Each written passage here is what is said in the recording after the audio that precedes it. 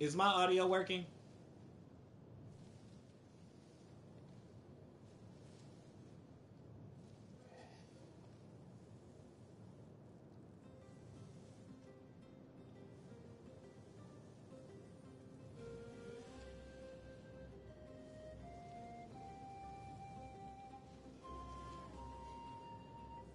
Okay. So yeah, as long as you have EM, energy recharge, crit rate, crit damage, and attack percent, you're good. The reason why that you're going to need the attack percent, it is based in her kit, which that's why I have like 1,000 attack on her. But it's more of the crit rate and crit damage that she's going to need, along with EM and energy recharge. I gotta figure out where it says about that attack percent.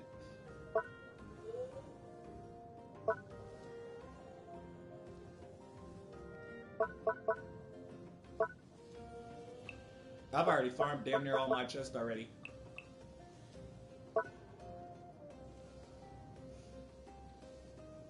I used all my chests for Lauma. Because look at her, she's so beautiful. She is. And this is my favorite team now.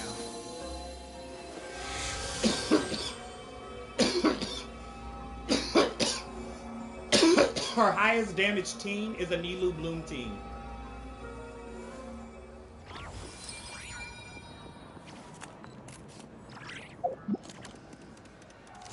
But yeah, that's the weapon that you're going to need for her.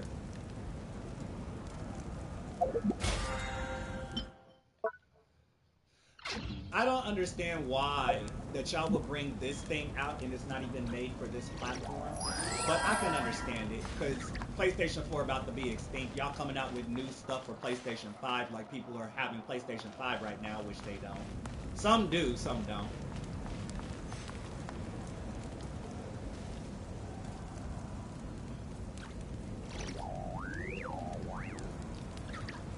Honestly. And everybody's starting to sell off their PS4s now to get a PS5. And that's crazy work.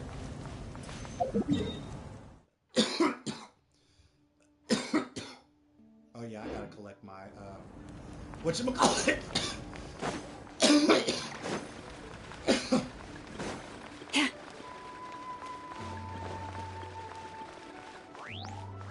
I am getting Netflix.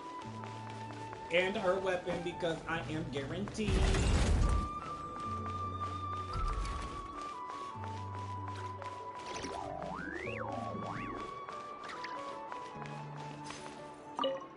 Wrong place. Goodbye.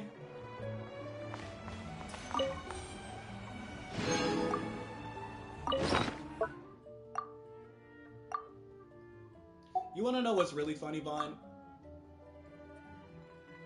Out of everything that I've farmed for over the 5 years, it's now completely gone. Except for some. So, the ores that I farmed for to craft weapons and level them up, I had like literally over what? 40k of them? And they're all gone.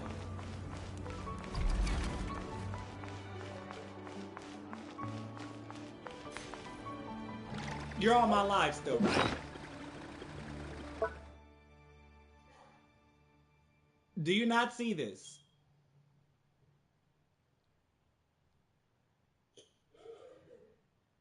Do you not see how many weapons I got? What? Signature weapons down the line. Signature weapons down the line. And not even for that, I have level 90 4-star weapons that I don't even use.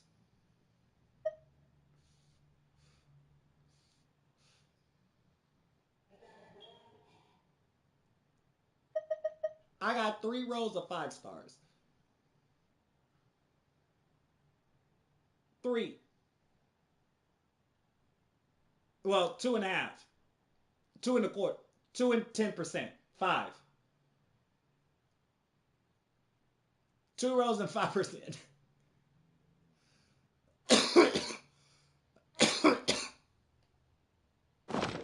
Even when the night is gone, All of and my even when the sky is hidden from materials view, gone. still the moon shines its light upon What you. you sending me?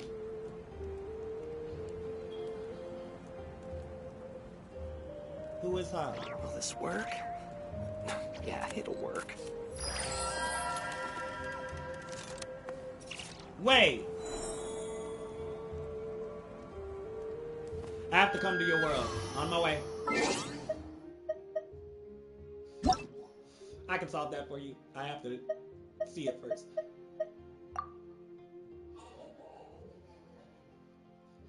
I have to remember. I have to walk through it. We haven't been in Fontaine in like what, a year?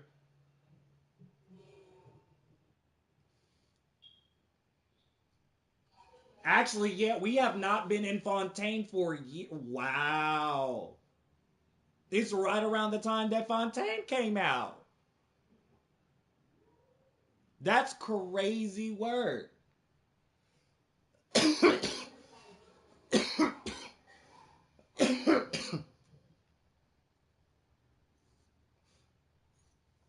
Okay.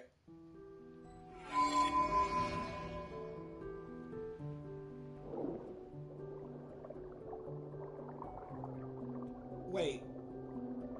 Is it just me or do you see this curvature too? Do you see this line?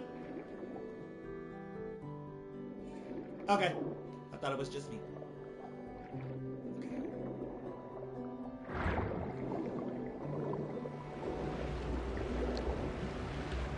Oh! Oh! Ow! Ow! You need a crab!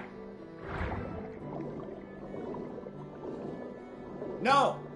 You gotta put the shield! You need the shield! Child! You need the shield!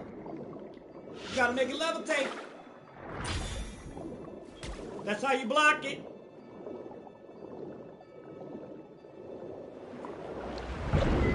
How? You gotta sit under it. So it's like...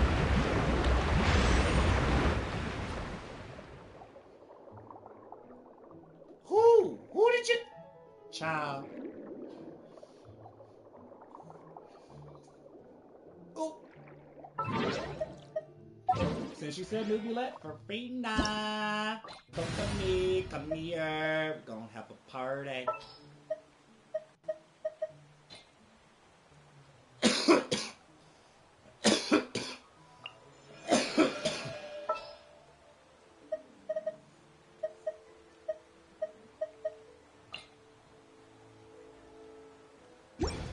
Where'd you go?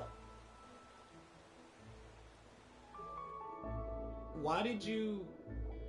You know you could have just done it underwater, right?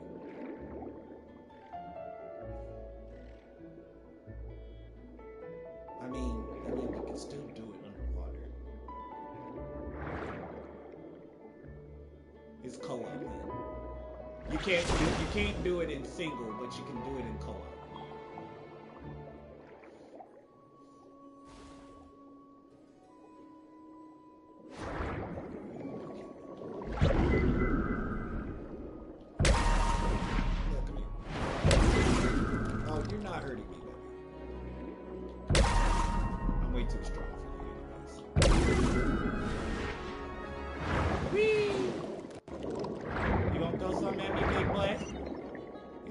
Something?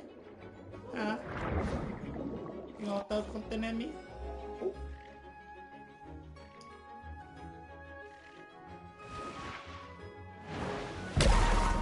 Gotcha, bitch. Excuse me. This is not meant for children. I'm just gonna watch.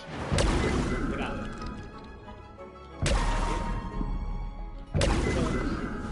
Not to touch me. Thank you.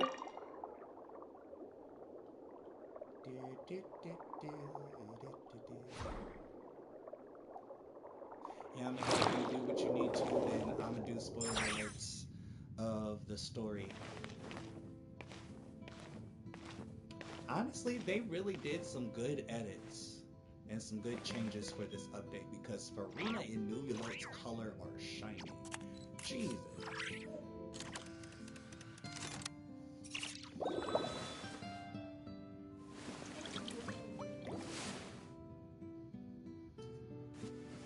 Crazy work. Man, you got a lot of opportunity. Did you get your Stellar reunion?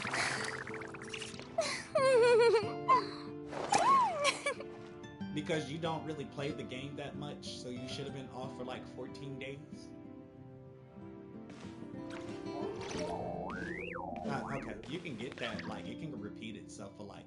Water comes in many flavors to the discerning palate. Mondstadt's water is creamy.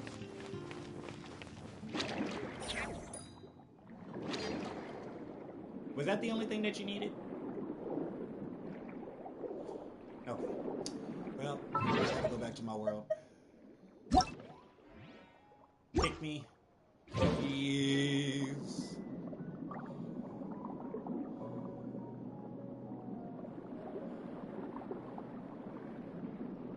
I can't. It's not meant for PlayStation 4 platforms.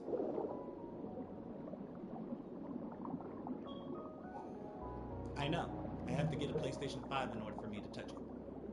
But that's actually good for me because that means free Primo Gems just sitting there. So I'm gonna just let that sit there for a minute until I get a PlayStation 5 or be donated. But until then, I am enjoying it on P4. As much as everybody want to ask me, so when you get into P5, you paying for it? Well, you can just know, since you're insisting on getting me a PlayStation 5 or keep telling me something that I don't want to do. Are you getting it? No, then shut up.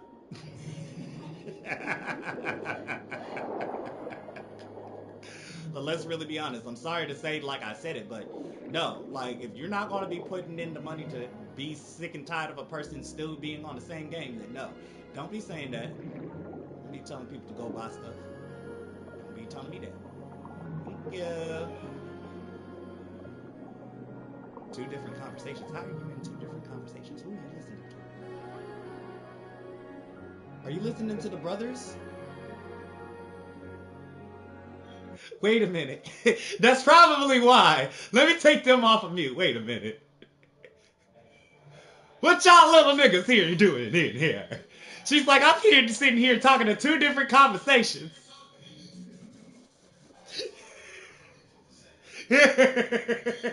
She's like, I don't know. I'm so confused. I'm like, wait a minute.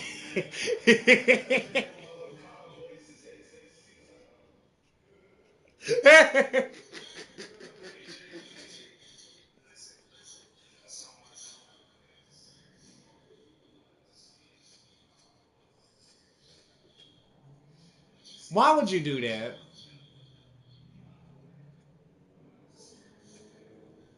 Why?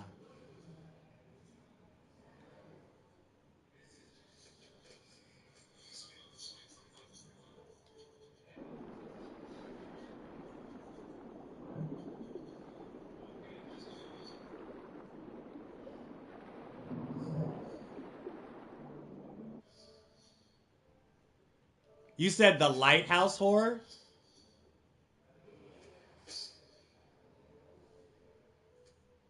Okay. I thought he said lighthouse. If he was going with the lighthouse, that one's terrible.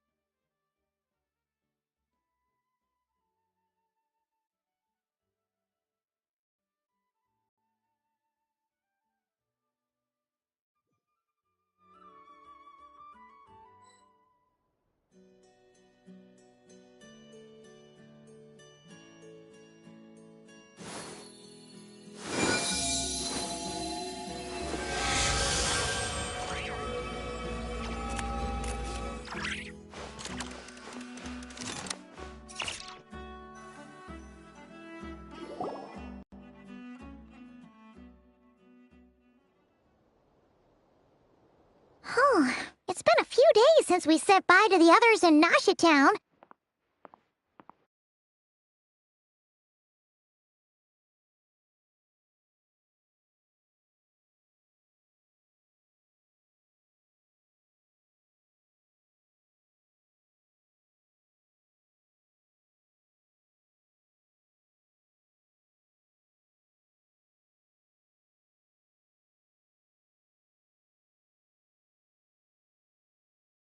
Still no news about Rarer, though. Where could he have slunk off to? If only he was gone for good. But with all the trouble he stirred up before, there's no way we've seen the last of him. Hello! You must be the...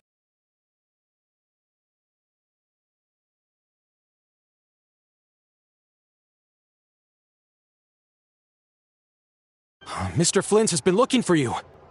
Unfortunately, there's been a serious wild hunt attack over at the quarry. He thinks it's time to regroup and figure out a plan. The Wild Hunt? Oh, uh-oh. We better get over there, right away! Come on, let's go!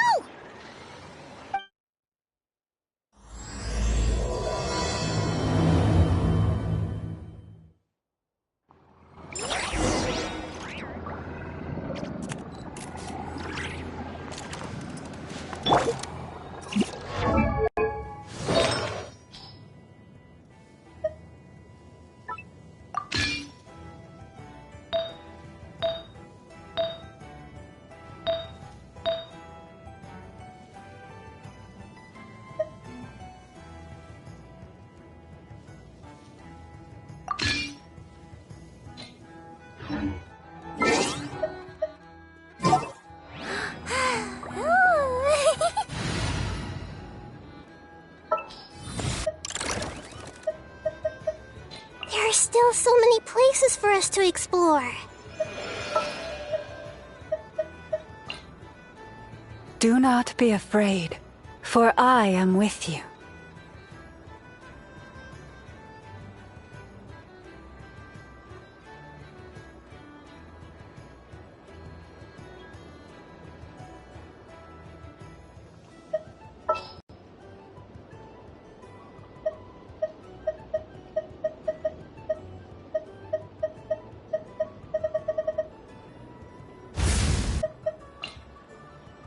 Where are we dancing today?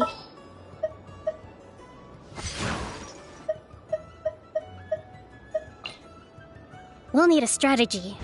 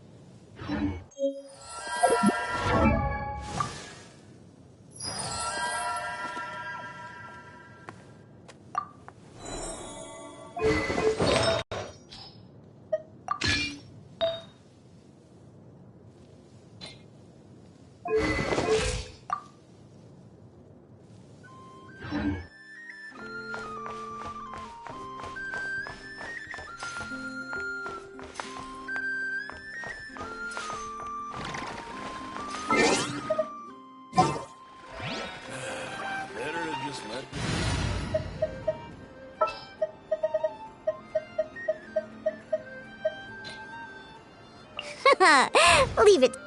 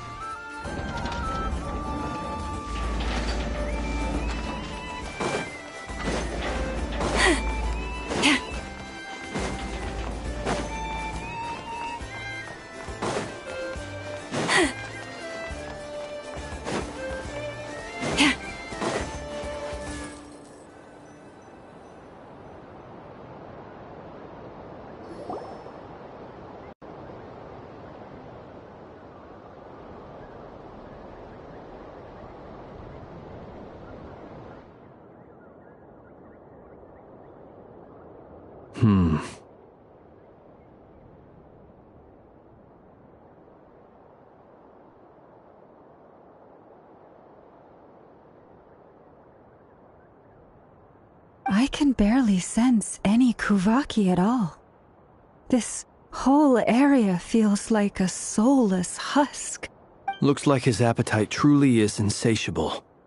As if the power of that energy cannon wasn't enough. He's not seriously still getting stronger? What's his endgame here? Everyone's here already. Head. We've all been on high alert since we split up a few days back, expecting Rerir to strike again. But it's like he just vanished into thin air. No one has seen him nor found any trace of his presence. That is, until this morning, when a ratnik found signs of wild hunt activity while out here on patrol. As you can see, the crystalline itself is physically intact, but the Kuvaki it contained is all but completely diminished. And we're sure that Rerir did this. Who else? He's the only one who could pull off a stunt like this. Kuvaki loss has reached critical levels. Reikir of Solnari set to maximum threat level. Warning, unless de-escalation measures are taken soon, he will pose a threat beyond our ability to contain. The consequences could be catastrophic. Traveler, do you remember when we encountered Rerir just after regaining his body? There wasn't a shred of sanity left. Nothing but madness and rage. Yeah, didn't he shout out a bunch of names? Then he started raving about how nothing in this world mattered to him. Oh, Paimon gets chills just thinking about it. Oh, but the thought that he's still out there, lurking somewhere in Not Cry, waiting for his chance to strike? Oh, even chillier. Last time we fought, we were already at a disadvantage. If he has such overwhelming strength, why would he suddenly go into hiding? Yeah, if I were him and I wanted more Kuvaki, I'd just take it by force. No point staying in the shadows. Unless something went wrong. His whole resurrection thing didn't exactly go smoothly. The other thing is, how does someone who's completely lost their mind still have the wherewithal to cover their tracks so perfectly? Beats me. According to certain medical studies, insanity does not always entail a complete loss of rationality. It may be that he is simply living in a world of his own. That actually sounds about right. He was ranting away to himself the whole time, like he had zero interest in talking to us. There are many unanswered questions here. He could be right under our noses, and we'd still be in the dark. Besides his name and title, we know little about him. Certainly nothing about his past, or what he might be hoping to achieve. Exactly. And we wouldn't even know where to begin looking. Even Boss hadn't heard of the Rahir of Solnari before all this. I'd be willing to bet that even if we gathered together every scrap of intel in Nodcry, we still wouldn't find more than, 3 useful facts about him. So, if we do nothing, he'll just keep getting stronger.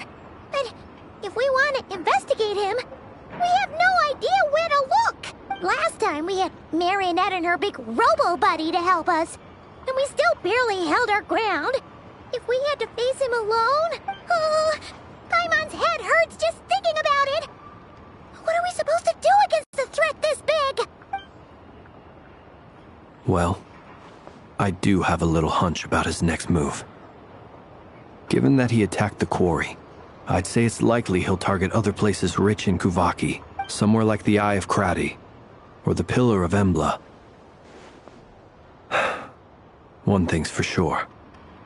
If we just sit back and let him keep absorbing Kuvaki, we really won't stand a chance against... A perfectly reasonable hypothesis.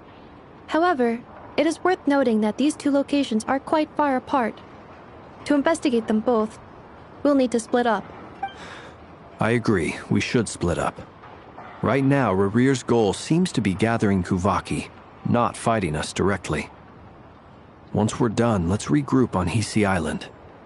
Wait, why Hisi Island? If I recall correctly, your largest goddess statue was carved from Kuvaki-rich ore, was it not? That's right. Yes, it could well be a potential target of his. I should head back and start evacuating the pilgrims.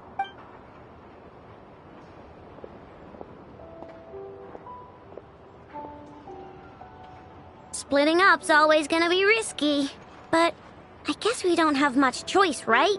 And if we do run into Rarir? That's when you follow the third rule of treasure hunting. Run like the wind. Didn't you say the third rule was go with the flow? I don't know. Did I? Anyway, whatever.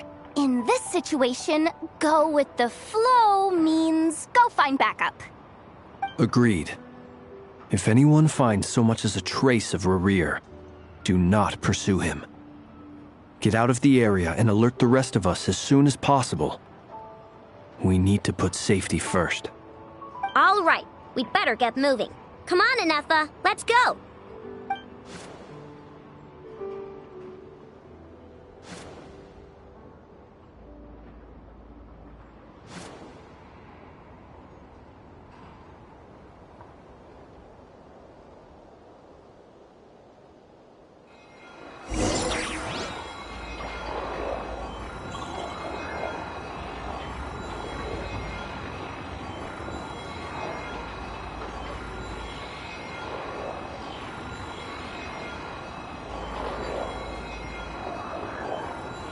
If ever you find that the animals in Nodcry behave in ways you do not understand, just ask me and I will explain.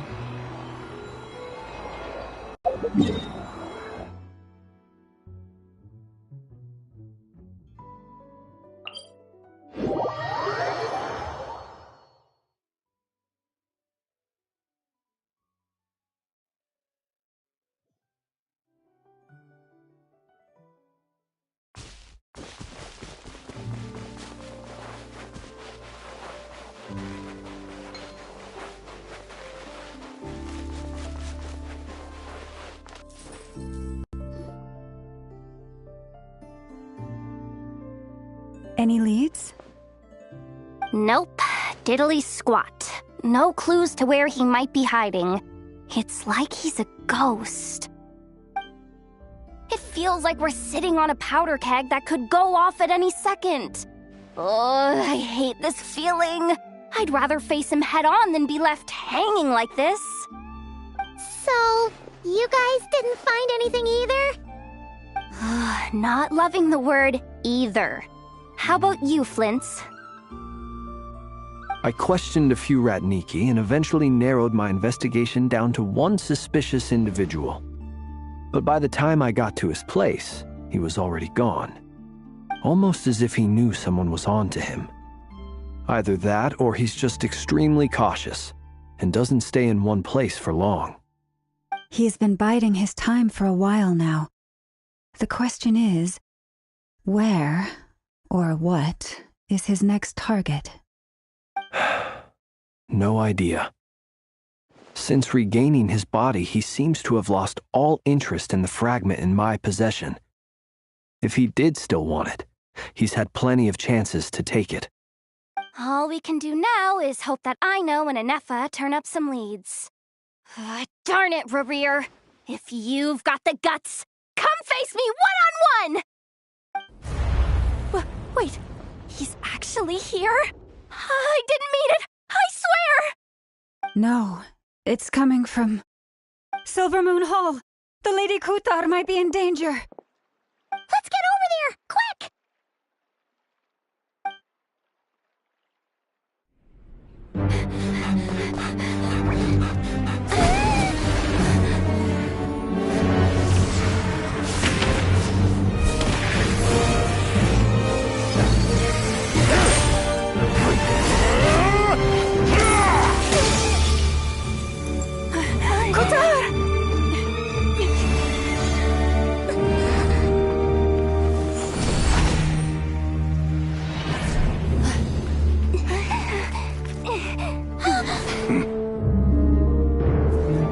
Why is he attacking the damsel elect? What's going on? No time for questions. Stop him!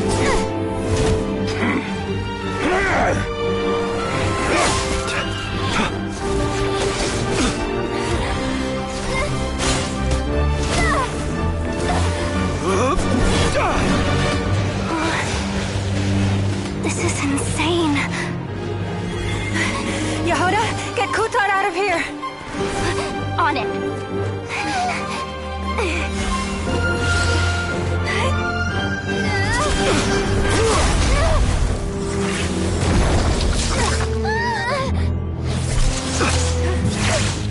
Look where your feeble light has gotten you. Now you shall plunge into darkness. Thalindus, soon I will find a way. Watch out!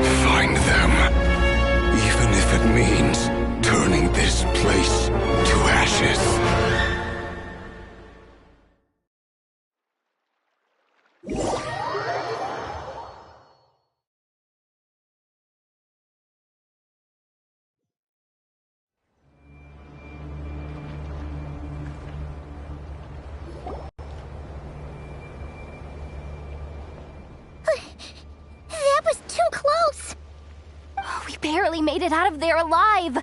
What's that guy's deal? How'd he get so crazy strong?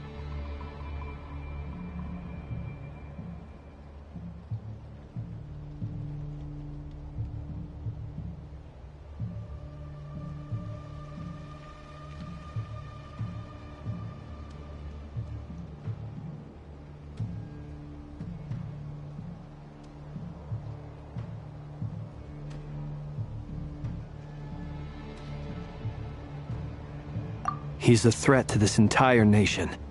I doubt his strength could even be measured by conventional standards. I have a question. When me and Anefa showed up, we saw him chasing after this lady like he wanted her dead. What was that all about? We weren't there for the whole thing either. They were already duking it out by the time we arrived. Yeah, we didn't see how it all started. It all escalated so quickly, we had no choice but to step in. Kutar, can you shed any light on the situation? Kutar. Cross-checking database. I see. So you're the one that the Frost Moon Scions refer to as the Moon Goddess? Wait, she's the moon goddess? Oh, no wonder she looks just like all those statues. There are many reasons why people might worship the moon, and just as many why they might despise it. I've never met that person before, but there was no mistaking his deep-seated hostility towards me. Why he holds me in such contempt, I cannot say. But since he hunts the power of the moon, it's no surprise that I am a target. Kutar. There are many potential motives. For instance, you help the Traveler escape his grasp. This could be his way of taking revenge. It is also possible that he covets the Kuvaki inside you and seeks to take it for his own. The list goes on. But right now, devising a counter-strategy should be our #1 priority. The likelihood of this location being discovered is close to 100%. A counter-strategy? But we don't stand a chance against an enemy like this.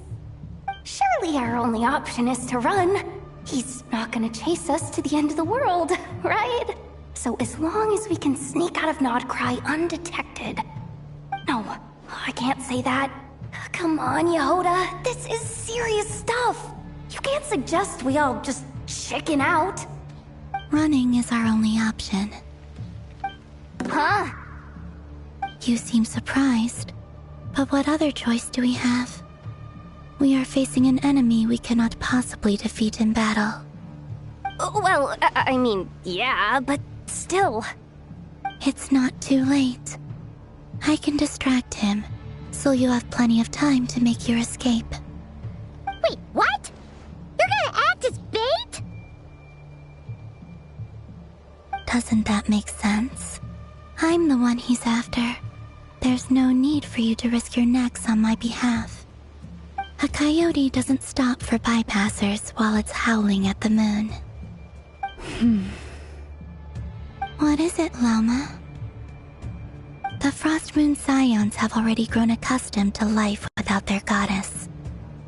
My presence here is no longer essential, and this is not my home, so you needn't ask me to stay. We can't just roll over and let him get away with this. That's not our style. Yeah, we can't just call it quits after everything we've been through together. Besides, she pretty much saved my life back there. If I just ditched her now, I'd never forgive myself. We can't overlook that you have saved our lives multiple times now. To talk of returning the favor would be a little crass for my liking. But suffice to say that we are friends, and friends look out for one another. Rira's true objective remains unclear. Even if we were to sacrifice Miss Kutar, there's no guarantee he would stop.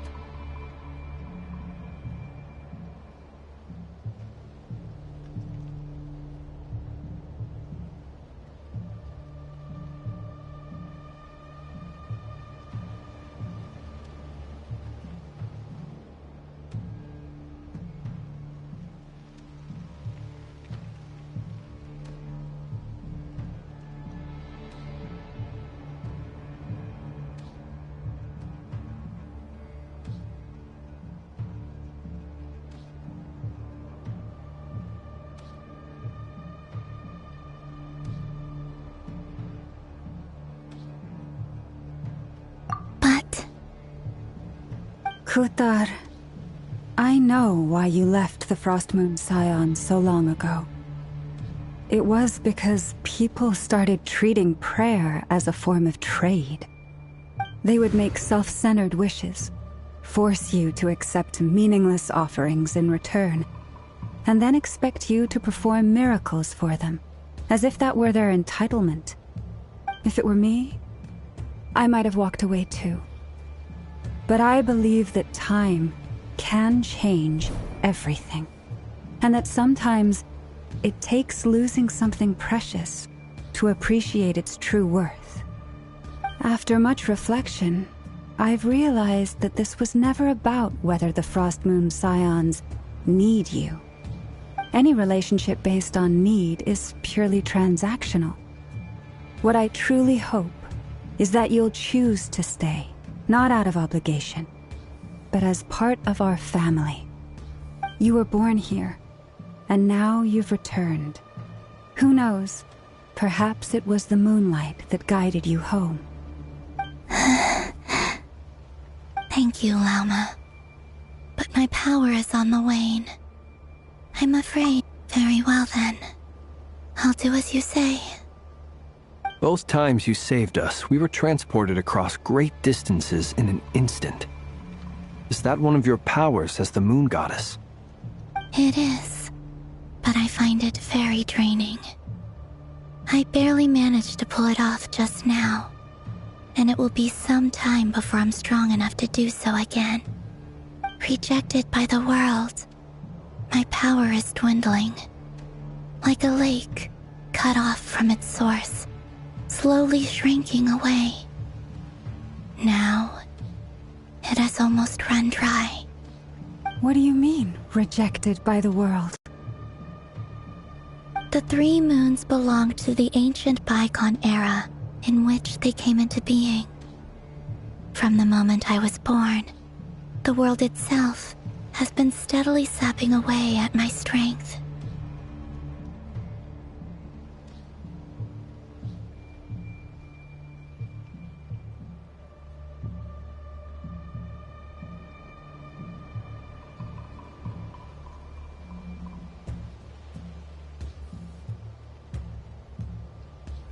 The 3 moons are not one and the same.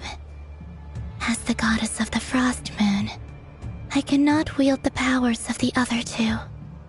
Yet moonlight has a way of blending together. Each can reflect the other's glow. So when our fingers touched, I was able to restore my strength by drawing Kuvaki from the eternal moon's marrow. But this method of recovery is painfully slow. If only we could find the... It's the Wild Hunt!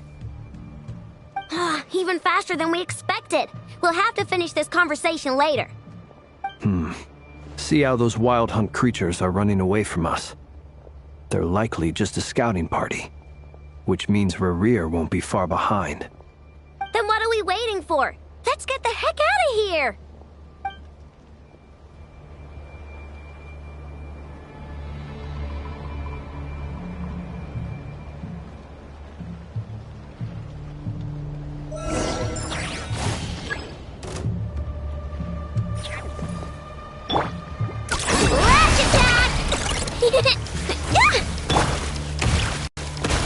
Annihilation mode.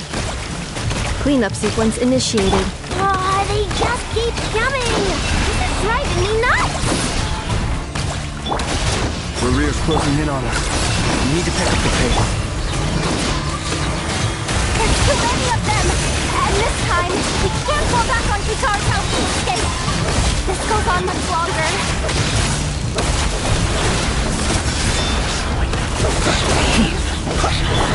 Lush as the moonlight, by the frost moon of old. Look! The rainbow! Insulation chamber deployed. Preparing for dust up. The night comes.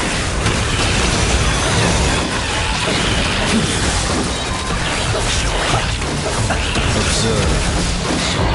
Feel the dark. Ratchet attack! Look! We're ancient a song for the everlasting forest. Annihilation mode. Beware the creatures of the night. Be silent. Look! The rainbow! She won! Lush as the moon, by the frost Defensive mode engaged. The long sleep beckons. You shall perish.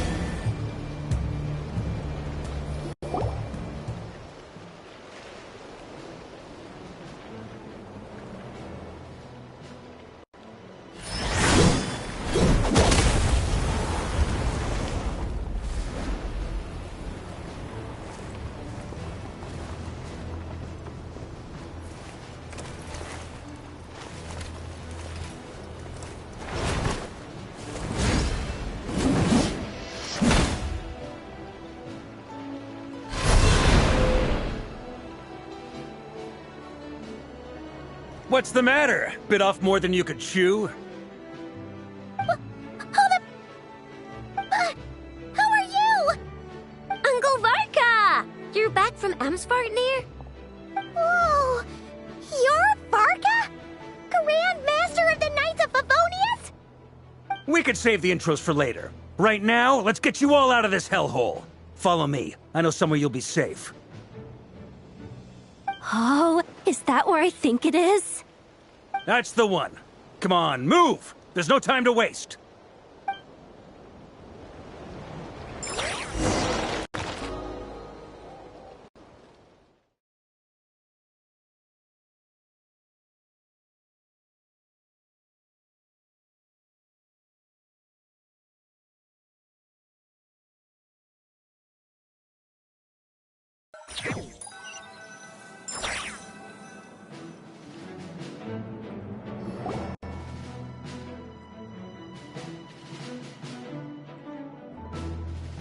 Wow! Where are we? This is so well hidden. Well, that goes without saying. This is the Knights of Favonius' meeting place in Nodcry, and a contact hub for the Northern Intelligence Network.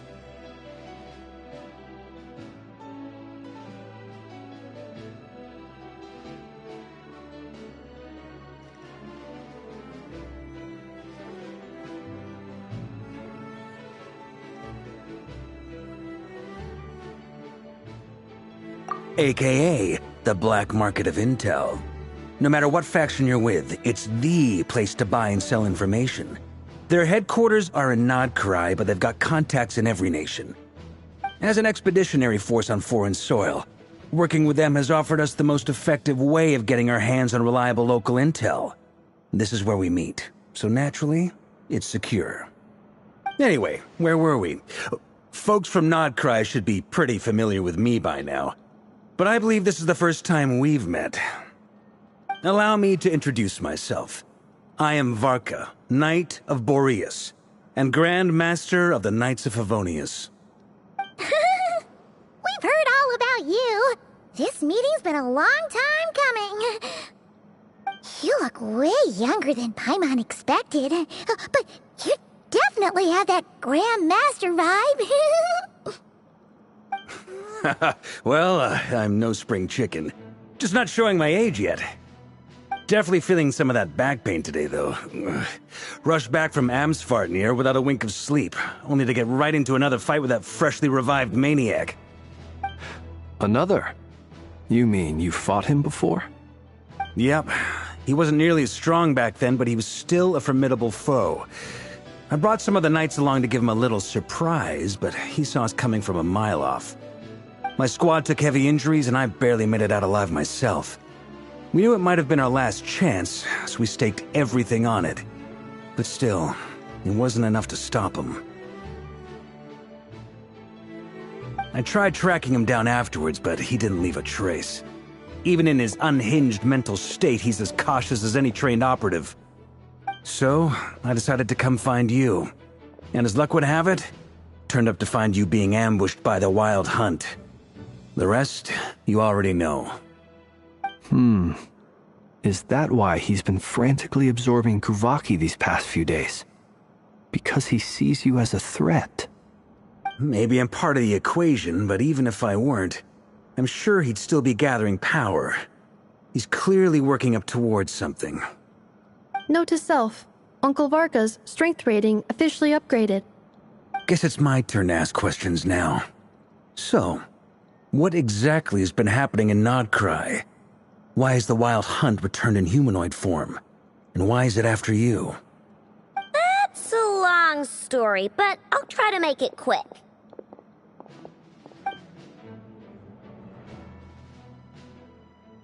Wow, I had no idea so much had happened.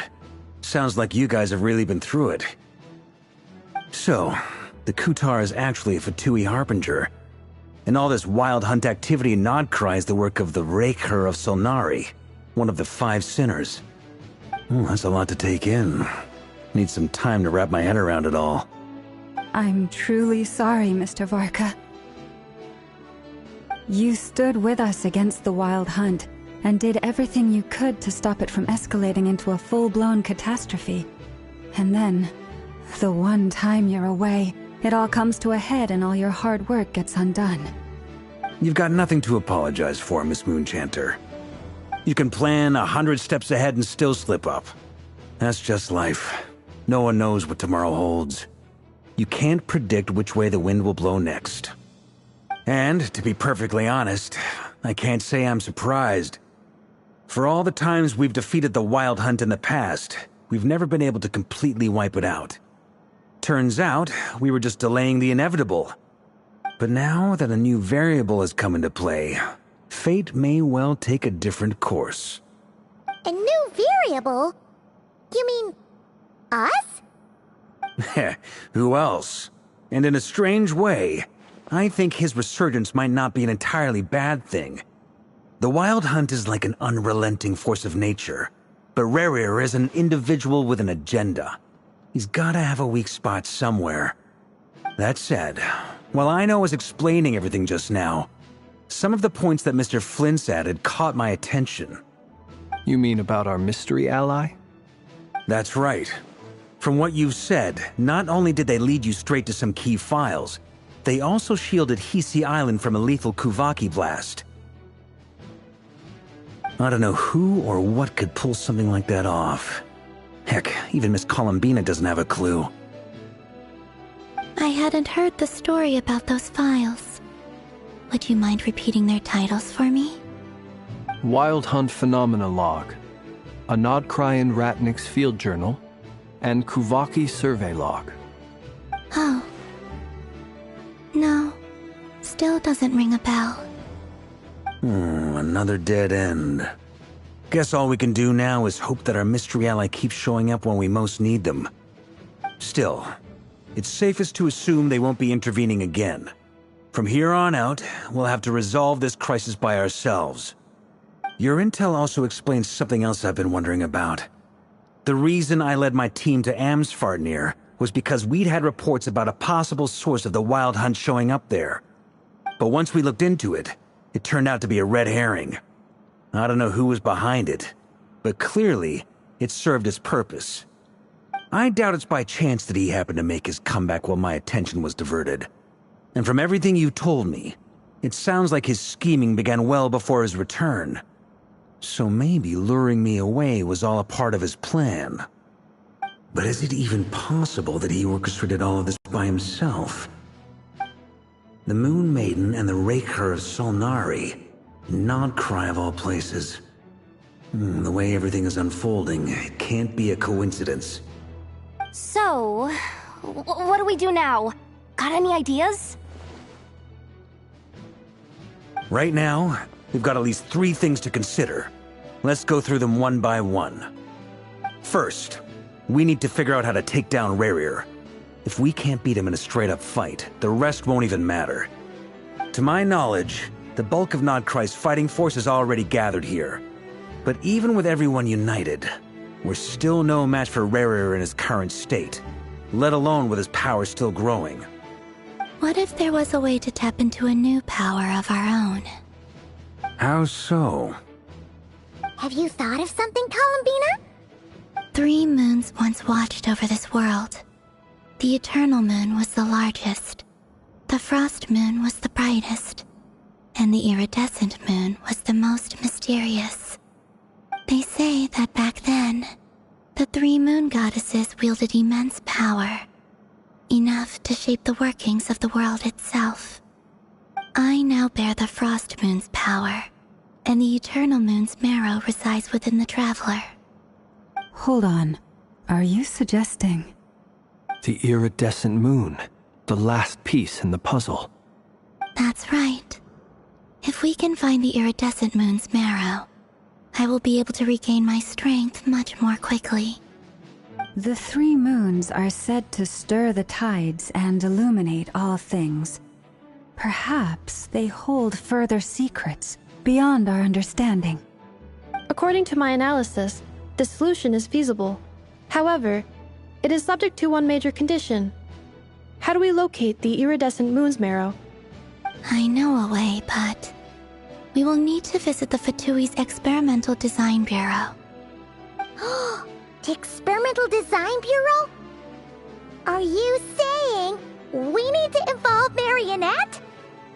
Yes. I must speak with Sandrone. It's a long way from here to the Experimental Design Bureau. There's a high chance you'll be spotted. You shouldn't go alone. Then that's settled.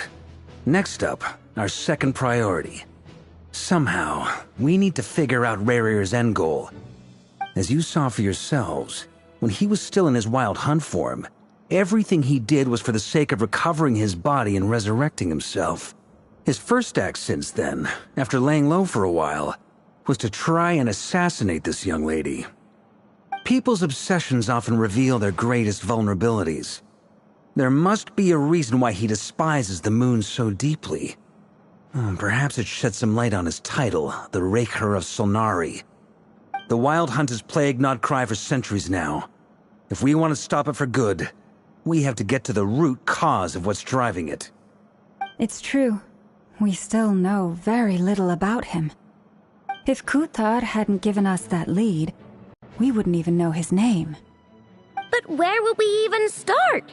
I doubt even the Intel Queen of Nodcry has a clue, and she has info coming out of her ears. Oh? That's a rather hasty conclusion for someone who's so painstakingly meticulous when it comes to dealing with machines. Ah, she heard me.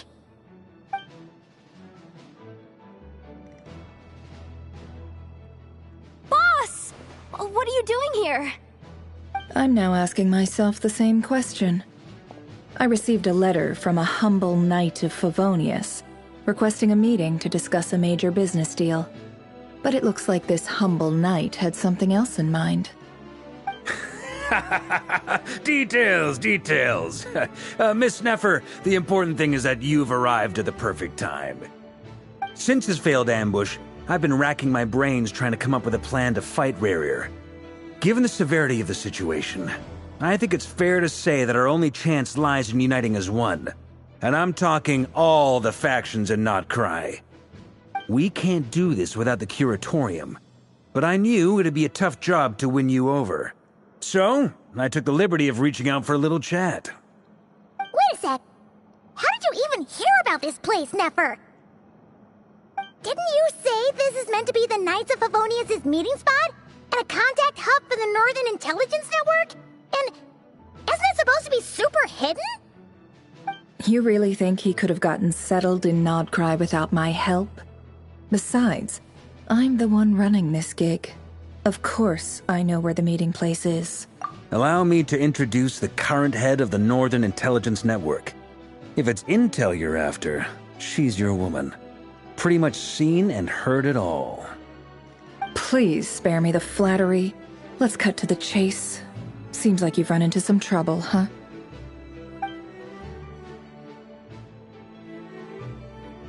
Well, this certainly qualifies as an unforeseen crisis. On behalf of the Curatorium of Secrets, I wish you all the best of luck. So you're just going to sit this one out? Why should I get involved? What could possibly be in it for me? What if we told you we can't do this without you? Oh? Then I'd say you'd better make it worth my while. I don't work for free. I can't put a price on something like this. It's just not in my nature. But then again, you and I have always been polar opposites in this regard. So I can't exactly say I didn't see this coming. If you insist on compensation, I will pay you. Consider this a formal commission. Sound fair? You just don't give up, do you? Too bad. I know you well enough to know you can't afford my prices. The riskier the job, the more it'll cost.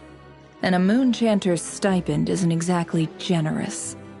Unless you're planning to start passing the donation box around among the faithful.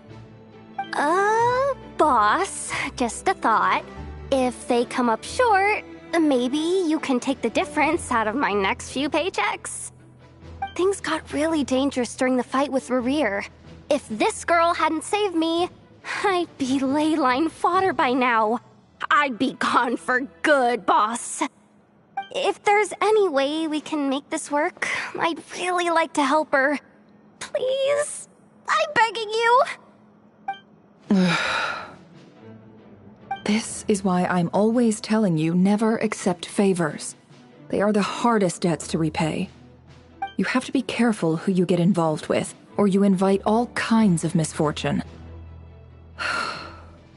Very well, Yehoda, I will help. But just this once. Don't count on this happening again. Flynn's, that fragment that Rerir was after, do you still have it on you? Of course. Let me borrow it. I need it to follow up on some leads. Wait, you actually have some lead? Shh. This is top secret information. I get it. We all have things we'd rather keep to ourselves. Plus, I know we can count on you. So we'll leave the intel gathering in your hands. And that brings me to the third and final item. We need to find a way to distract him. We need time to make our move, so someone will have to stall him.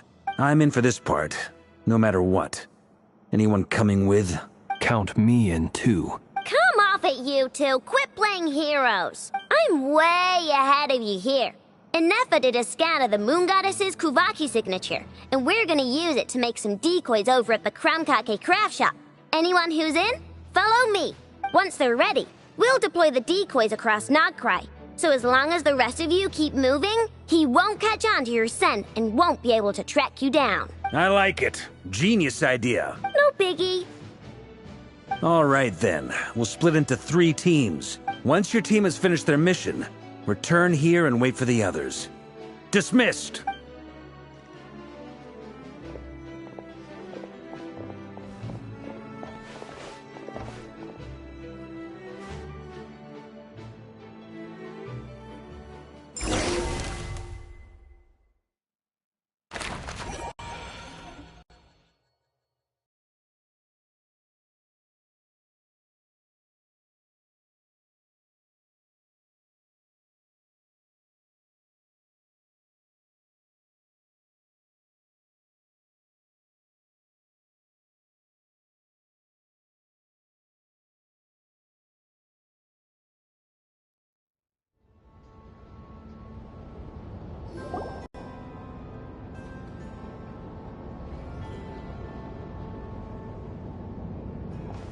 Lady Damselette.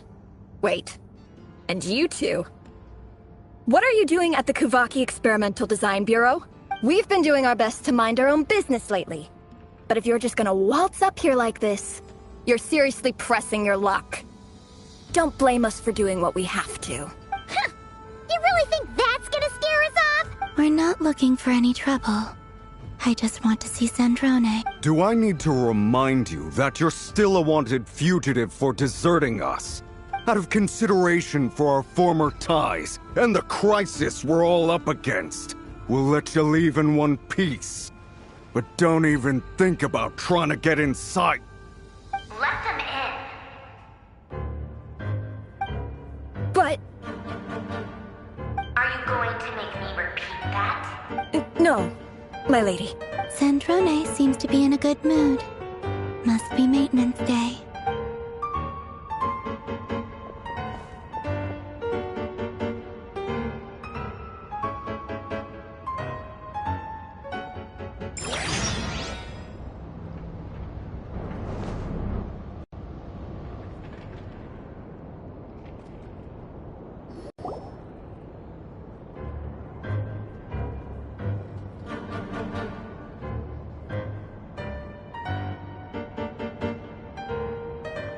tell me, to what do I owe the honor this time? Actually, before you answer that, just so we're clear, we're not colleagues anymore, Columbina.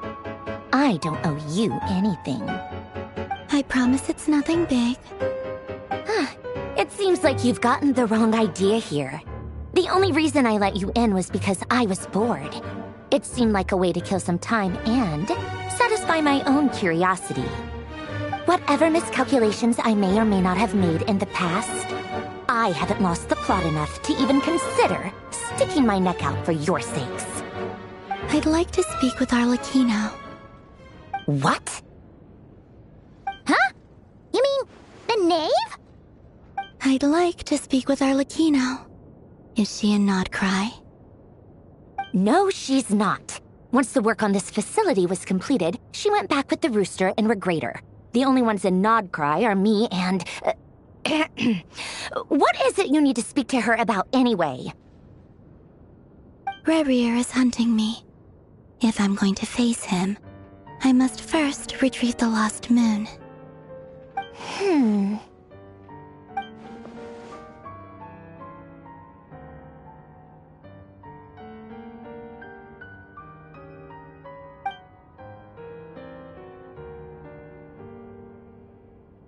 Is that a no, then?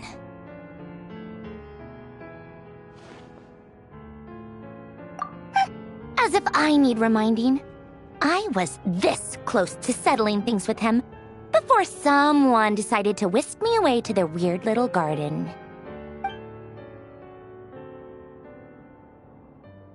Have you held any tea parties lately? Tea parties? Yeah, obviously. You don't seriously think we'd pack it all in just because you aren't here. If anything, they've been more eventful than ever. Just me, Arlecchino, and a bunch of insolent, insensitive guests who won't stop asking where you've gone. Oh, they've been a real joy. I bet you served them the worst tea you have. Just like you used to do to me when I upset you. Who cares about how good the tea is when there's no one around to drink it? I keep losing people. First Rosaline, now you. I'm running out of people who can make me laugh. Honestly, what could be more ridiculous than the multi-centenarian goddess, who's only ever had the plain herbal tea she received as offerings? You'd always brew a different type of tea for me each time. Was it really just to see how I'd react?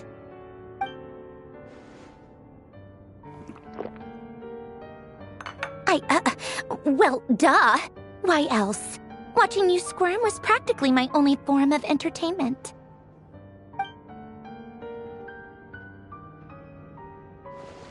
Oh, yeah. And Capitano sometimes used to bring Tartaglia around, too. But I guess we won't be seeing him again. Well, I guess we are overdue for a get-together. Polonia! Have Febronia pass a message to Arlecchino for me. It's time for tea. Will suffice. Pass along a message for me, too, if you would. My body cannot contain the marrow of 2 moons, so I'll be leaving one of them in her care. Excuse me? Who said you were on the guest list? If my tea meant that much to you, maybe quitting the Fatui wasn't your brightest move. Back when you were under the Tsaritsa's protection, no one would have dared come at you so openly. But that protection didn't come for free. In fact, I paid dearly for it. At the end of the day, it was just another transaction. I just got tired, that's all. I never wanted any part in their grand ambitions, and I've had enough of being treated like a bottomless supply of power. It brings back memories from the old days, when I was still worshipped as the moon goddess. Centuries on, it may be a different group of people, but I see the same greed in their eyes. I figured you'd leave eventually. You didn't have as much of a reason to stay as I do. The Tsaritsa gave you shelter and protection, but that was it. Nothing more, nothing less. Meanwhile, the Fatui demanded everything from you in return, until it was more than you could bear. I get why you left. And frankly, I have no interest in dragging you back just because the higher-ups told me to. But if you keep hanging around with this riffraff, the next time we cross paths, we might be enemies for real.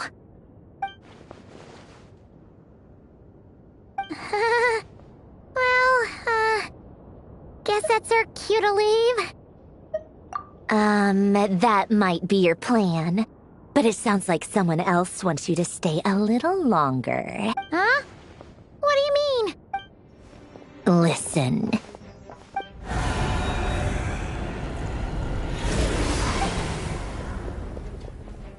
My lady, it's the Wild Hunt.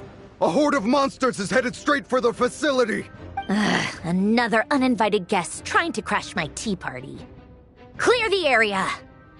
I'll handle this. Wait, what? You want us to leave you here by yourself? Huh, you'll be lucky to make it out of this alive.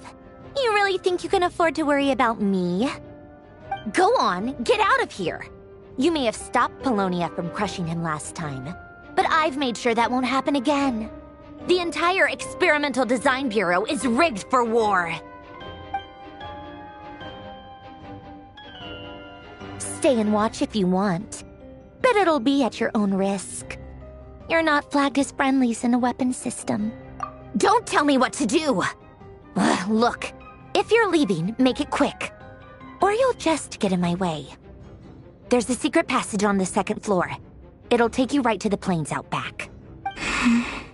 Stare all you want, Columbina. You're not getting another invitation to my tea party. I know. But thank you anyway, Sandrone. This is exactly why you shouldn't hang around with those people. All their melodrama and sentimental nonsense is rubbing off on you.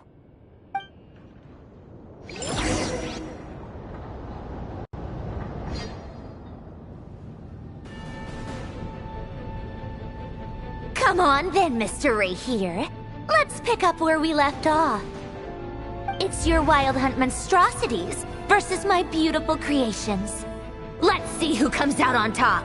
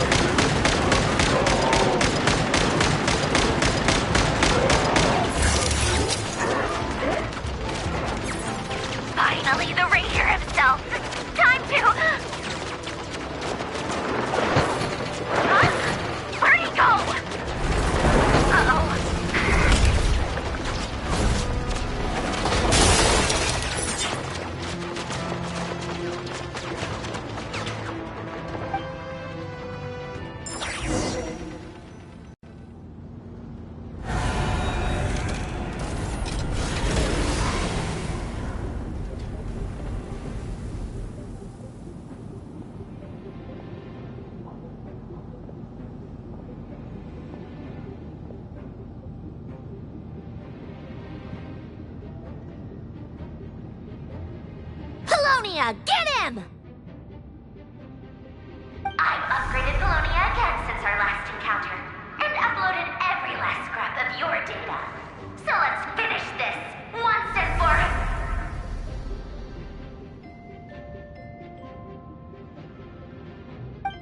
She's not here. Where did she go? Hey! Over here, you big... Curse it, Moon. Go. Keep searching. She cannot have gotten far.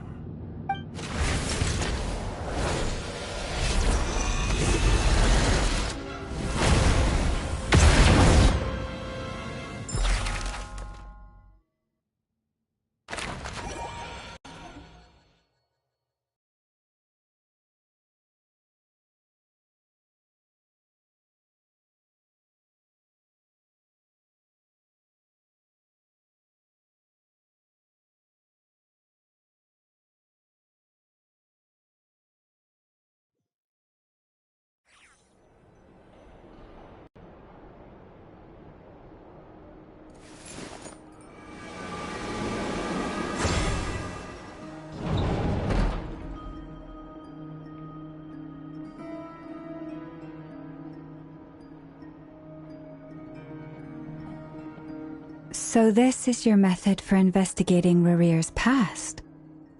It almost looks like some kind of ceremony. Good deduction. But it's quite a different affair from what you're used to with the Frostmoon Scions. Whoa! First time I've ever been in here. Boss always said it was off limits, so I pictured some kind of creepy dungeon. But it's actually kinda nice. Oh, I guess this must be Sumero decor? That's where Boss is from. And that nice shopkeeper who sold me my treasure compass. I'm not sure exactly what you've got planned, but it looks like you're all set. When do we begin? Whenever we wish. But for some reason, I've got a feeling this isn't going to end well. I've never faced Rarir myself, but from what you've told me, his power is beyond anything I could imagine.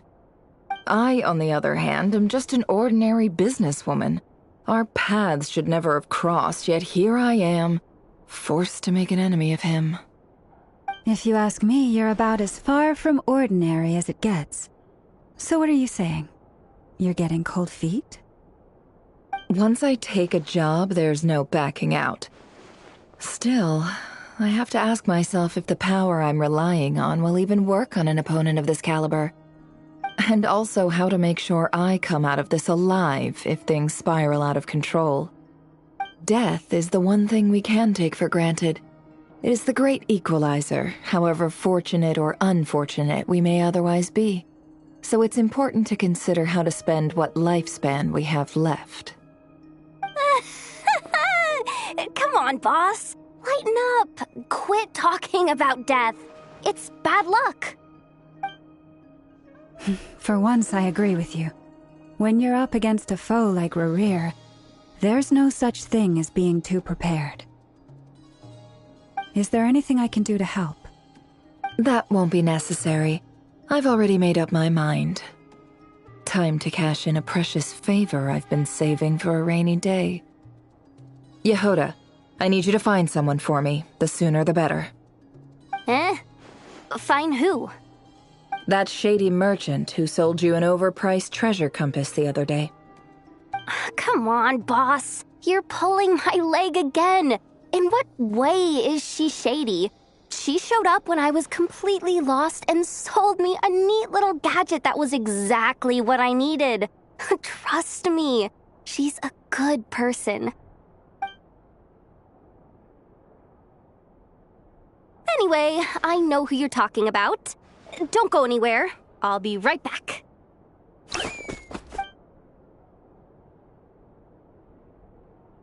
Quit dragging me. I genuinely can't run any further.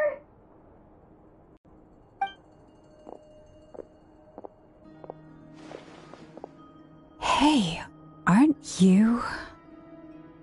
What is it? What's the big rush? You dragged me out of a dream where I was literally swimming in Mora. I'm charging double my usual attendance fee.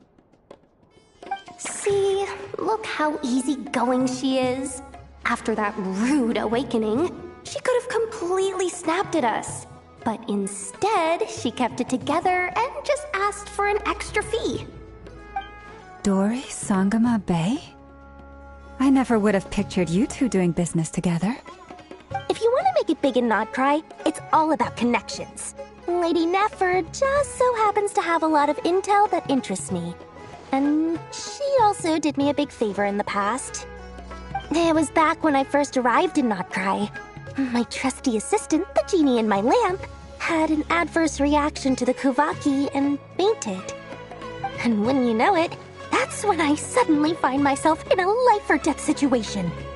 Good thing my compatriot was there to swoop in and save the day. I've been giving her a 30% discount off all of my goods ever since. Now, so that no one here feels left out, I'm willing to extend a 20% discount to fellow friends of Boss Nefer. Plus, any other friends you send my way will enjoy 10% off. What can I say? The great Lord Sangama Bay is nothing if not generous. So, let me guess. You've run into some trouble? I've got everything you could possibly need, and the more you buy, the more you'll save. You guessed correctly. What have you got in the way of survival gear? The one type of gear I've never been short on. What are you looking for? A jetpack fresh from the Academia's labs? An ancient suit of armor dredged up from the bottom of the sea? At the very least, I need to know what kind of opponent you're dealing with here.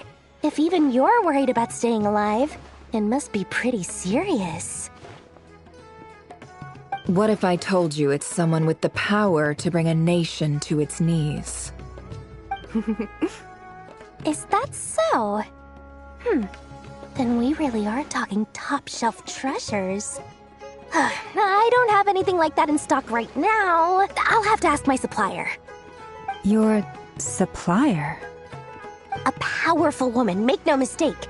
I can't reveal her identity, but luckily for you, I hear she's planning to visit Notcry in the near future. If you're willing to wait, I can ask her when she's here. Can't say exactly how long that'll be, though. Then, let me put it another way. What would you do if you encountered an enemy like that? Roll over and serve yourself up on a silver platter? Of course not! I have a handy little trinket from one of my generous suppliers, which... Hold on. What exactly are you getting at? No, no! This is for my personal use only! Let's just say I'm borrowing it, all right? Just for insurance purposes. You'll get it back later. Favors are the worst kind of debt to owe, and now you've got a chance to repay one. A win-win situation, don't you think? Fine. You can borrow it for 5 days. No, make that 3. And for every extra hour after that, I'm charging you 1 million mora. Deal? Deal.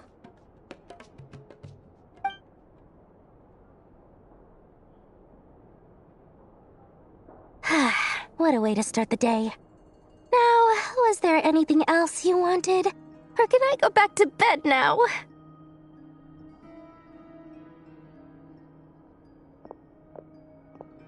That will be all. Take care now. Don't trip up on your way back, friend. See you later! You're my favorite shopkeeper.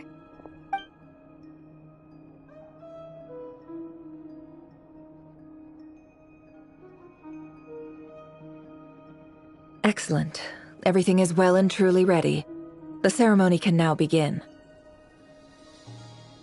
After initiating the ceremony, your minds will follow me wherever I go. You will see many strange things in your mind's eye. So remember, don't be frightened, and don't make a sound.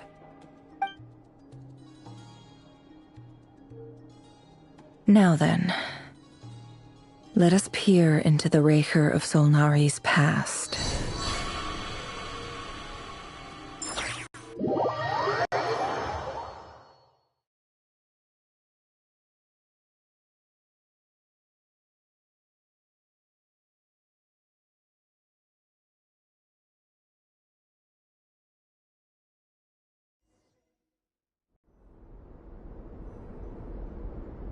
I made it.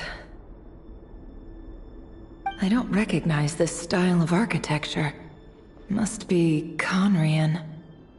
Simple furnishings, table and chairs. It's a more ordinary house than I might have expected. Looks like the fearsome Raker of Solnari came from surprisingly humble beginnings. Unless this passed for luxury in Conria.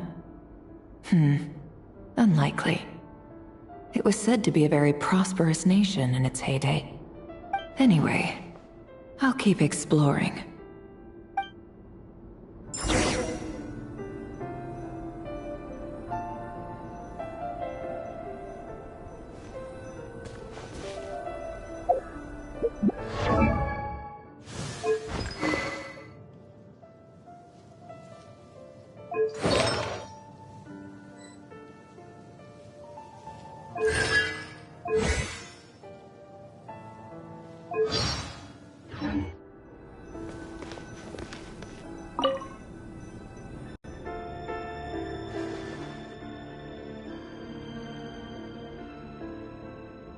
Hi, Rivier.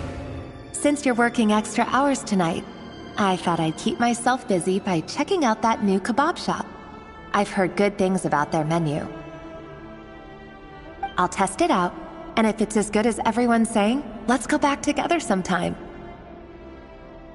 P.S. New stash from the Universitas Magistrorum. I brought some goodies home. A few teacups and a pin rack. Hope you like them. They didn't sign their name, but they must have been close. Sounds like they were living together.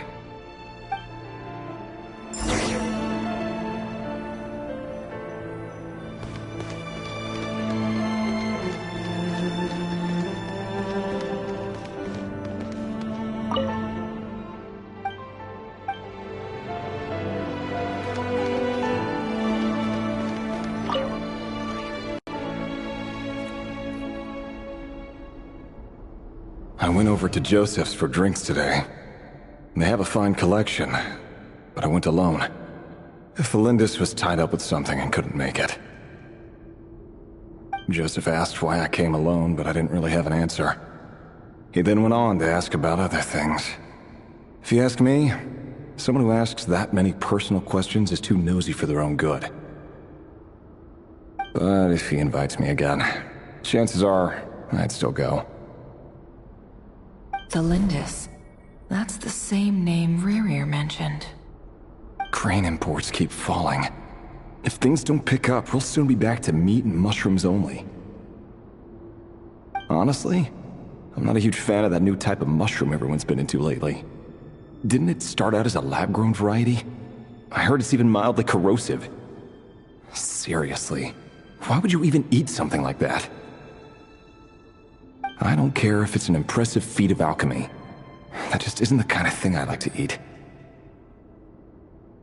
Grain has to be imported, and they're eating a diet of mostly meat and mushrooms. Could it be because Conria is underground, so it doesn't get much sunlight? That would explain why they use so much stone in their buildings. They even use alchemically modified strains for food. Seems like the people of Conria don't have many options when it comes to dining. I've just about saved up enough now. Time to buy it and keep it somewhere safe. Making a big purchase. I wonder what it is.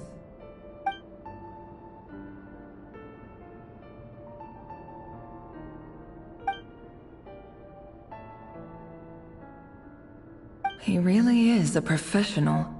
No wonder he's so good at covering his tracks. Despite what he's become, it seems like he's retained certain habits, at least in this regard.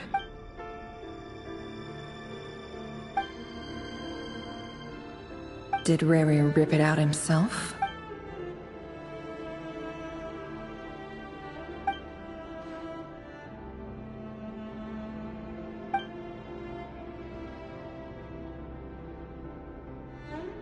Before I met you, I was convinced that my heart was nothing more than a stagnant pool. The burial place of a fallen moon. A withered, windless grove where the waters rested forever unrippled. It was you who helped me see that my heart hadn't entirely withered away, that it could still beat to the rhythm of love. This is just trivial sentimentality from the looks of it. Why would he go to the trouble of hiding that? The burial place of a fallen moon.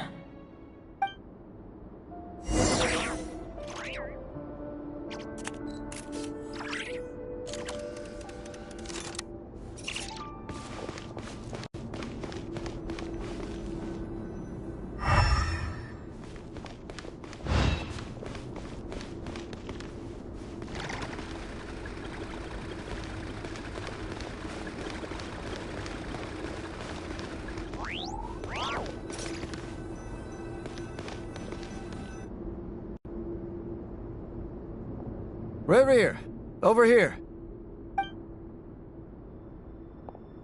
Dane! Oh, and, Vedaflin here? What a surprise to see you here, sir. Hello there, Rerir. You need not address me so formally outside of court.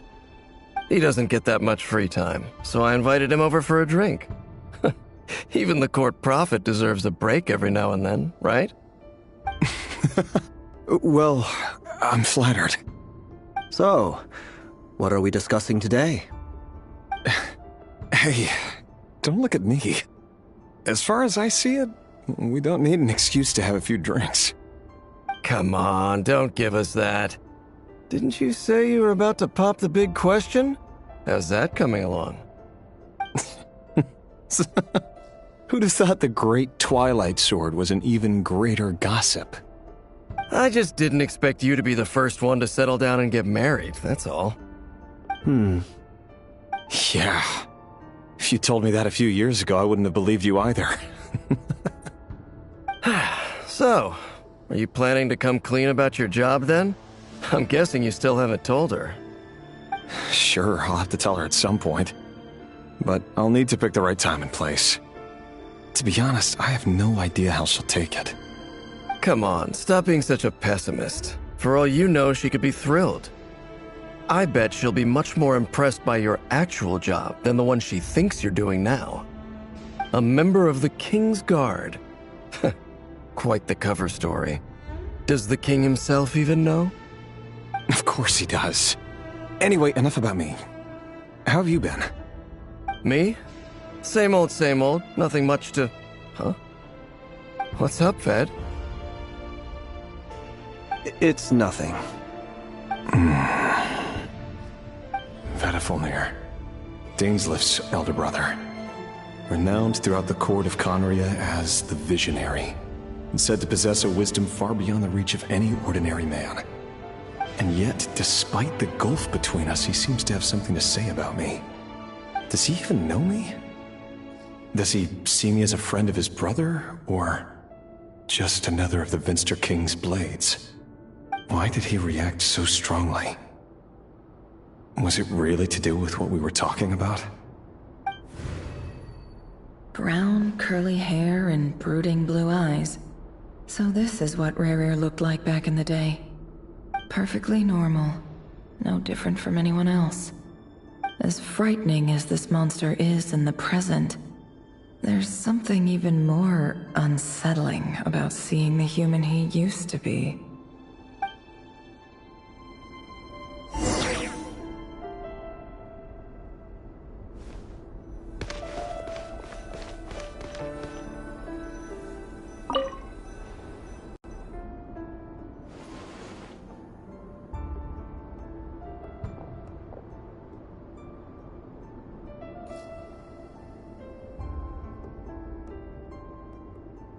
Felindis? You're back early. Our equipment's being serviced today, so I got off earlier than usual. How's your day been? Aw, why the long face? Is something the matter? Has your boss been giving you a hard time again? Went for a drink with Dane and the others after work. Isn't that a good thing?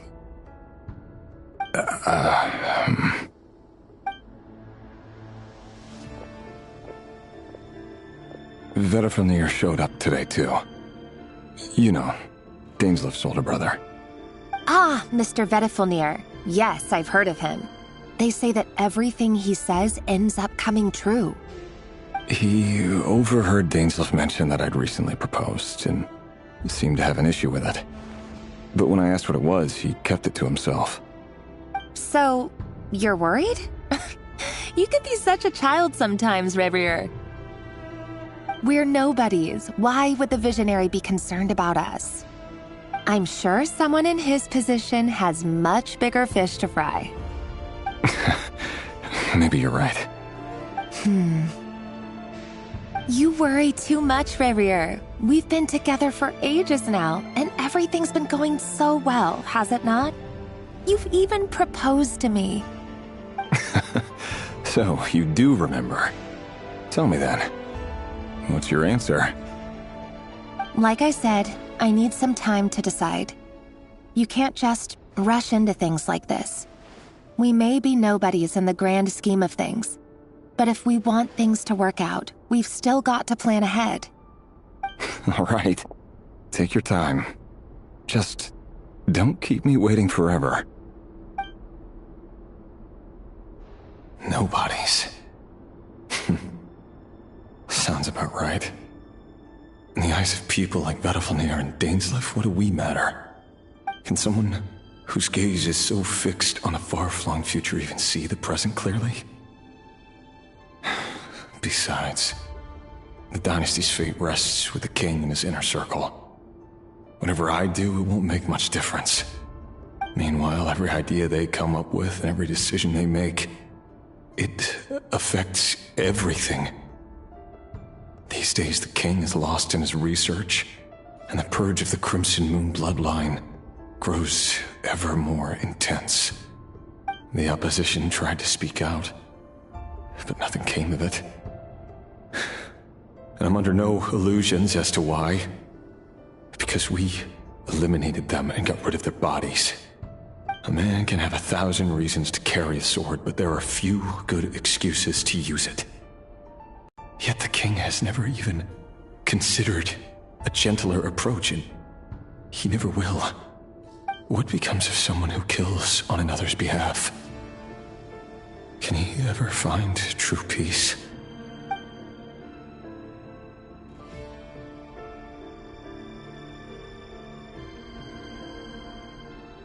Thelindis?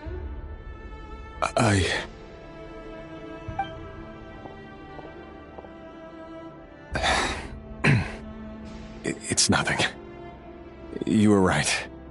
Fate has never smiled upon nobodies like us. But by the same token, it's unlikely to bear a grudge against us either. There's no reason we can't keep living happily together, cherishing the simple joys of each day as they come. See? You just need to stay positive, Reverie. I can feel your warmth, your breath.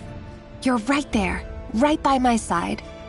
Just seeing you makes me happy in a way I can't explain, and that's something that no one could ever take away from me. So smile, my love. Let go of that frown. You're right, Thelindis. I've just been overthinking things. That's better. Getting caught up about things like this will only ruin our evening. Speaking of which, all set for the ball tonight? I need to go get ready. You go ahead. I just have a few things to take care of, then I'll come join you. Even busier than the big shots, huh? Fine, I'll go get started. But don't be late. If you keep me waiting too long, I won't be a happy bunny. Relax. I'll be there. Seriously, though, you drive a hard bargain.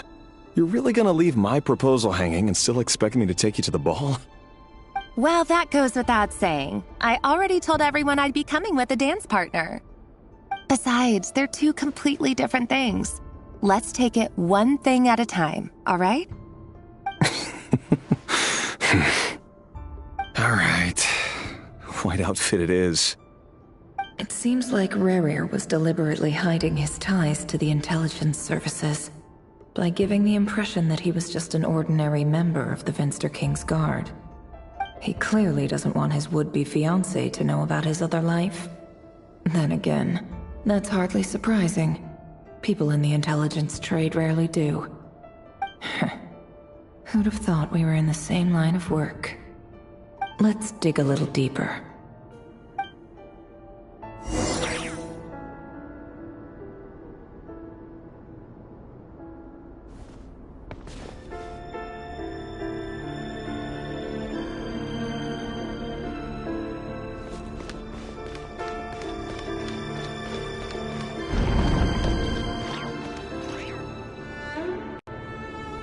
Our last operation was a resounding success, and all thanks to you, Rahere of Solnari. In total, we apprehended 32 dregs of the Crimson Moon, and 67 accomplices. After all these years since the dynasty's fall, so many of them still linger on. Indeed, it cannot be denied. Yet it was destiny that the Crimson Moon should be overcome by the eclipse, and that His Majesty, the all-seeing Vinster King, now guides our nation on the path to prosperity. Conria has no further need for a dead moon. But alas, there will always be those who refuse to see the truth, choosing instead to romanticize the past. That's not entirely true. Much about the Crimson Moon era was worthy of remembrance, and that's exactly why they keep trying to see it restored.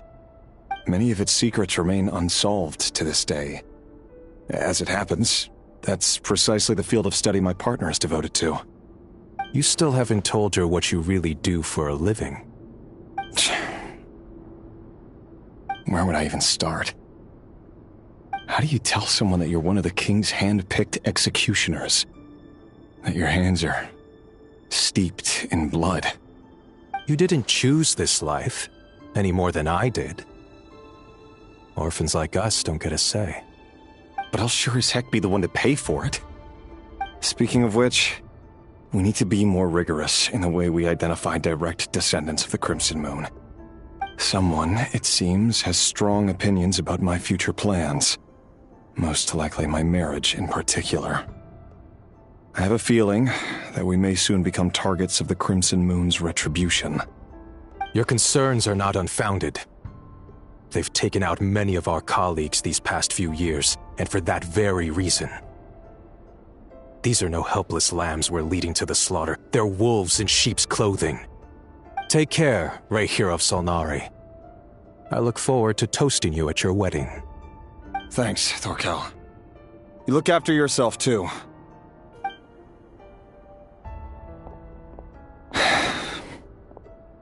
Thelindis, I never wanted to keep this from you. You're the last person I would ever want to lie to. But that's exactly why I can't tell you everything. There are things you shouldn't know. Things you cannot know. The moonlit dynasties are a thing of the past. Yet even now, with the sun shining high in the sky, there are those who would call forth a dead moon's ghost. Could that be why Vedalfnir held back?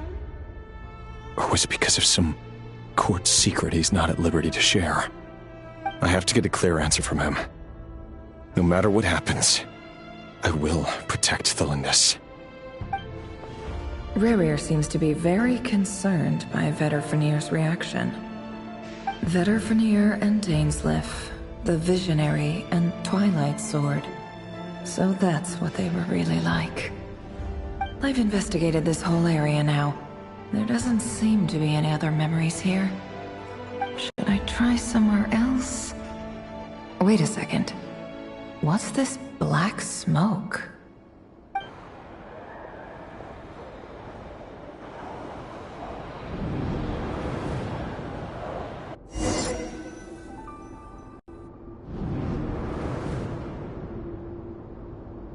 So, he's late after all. Just you wait, Rahere. You're in for it. Big time. Are you waiting for someone, ma'am? Could I tempt you into buying some flowers? Oh, sure. Pick me out a pretty bunch if you would. Thank you. But I'm afraid none of them are as pretty as you. For someone so young, you sure have a way with words, don't you? I'm only telling the truth. Look me in the eyes. you'll see I'm not lying. You're... May we have a word in private? Who are you? And what do you want? It doesn't matter who I am. Too many of our kind have fallen lately, so I decided to take the risk of reaching out. Not long ago, the Ray here of Solnari led an assault on one of our strongholds. We suffered many casualties, and many who came to our aid lost their lives as well. Sorry, I don't know why you're telling me this, and I don't want to get involved. Wait, hear me out. This time we finally got a clear look at his face and learned his true identity. His name is Rerir, and he claims to be one of the King's guards. What did you say? A cruel irony, isn't it? The man you're set to marry leads a double life as a brutal executioner. But surely, you must have caught a whiff of the blood on his hands. Why are you telling me all of this now? Simple. It's because... How strange. Rerir was nowhere to be seen in that memory. It clearly belonged to the Lindis. Rerir couldn't possibly know what happened if he wasn't even there. Why would her memories appear in his fragment? The ceremony won't last much longer. I think it's time to call it a day.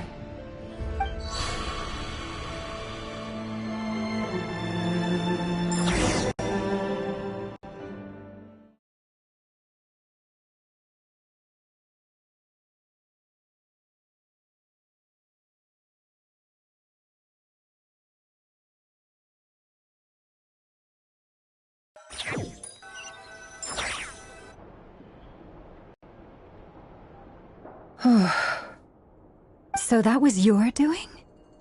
Did you just pull us inside Rerir's fragment to spy directly on his memories? Any more questions, and I'll have to start charging. I had no idea you could do that, boss! Seriously, that was amazing! We're not worthy. We're not worthy! I gotta admit, though, I'm itching to see what happens next. Feels like we barely scratched the surface. I'm just as curious as you are, but the ceremony only allows for limited time inside. That's all we can see for now. Luckily, we managed to learn quite a lot. So far, so good. I just hope the others are doing okay too. Especially the group with the Traveler. Their mission is a risky one. Let's hope it's all going smoothly. If you're worried about them, go see how they're doing. If I know boss, she's gonna need some time to write up all the details and make sure it's all coherent. I'll stay behind to lend a hand, but feel free to head back and meet up with the others.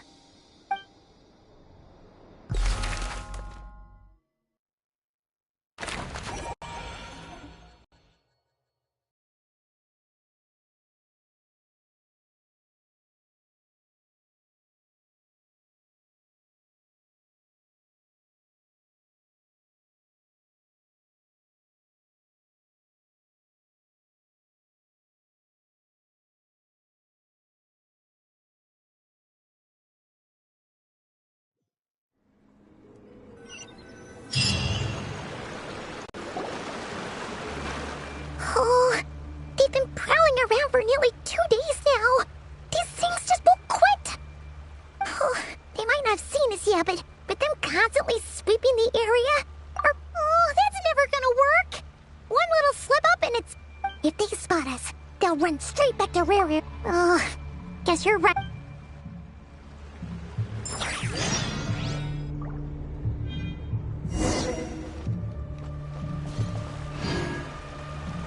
Quick, hide! We almost got spotted!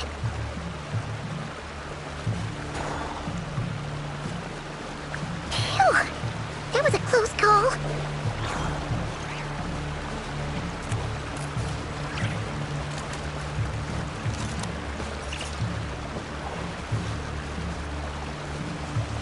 Watch out! He's coming this way!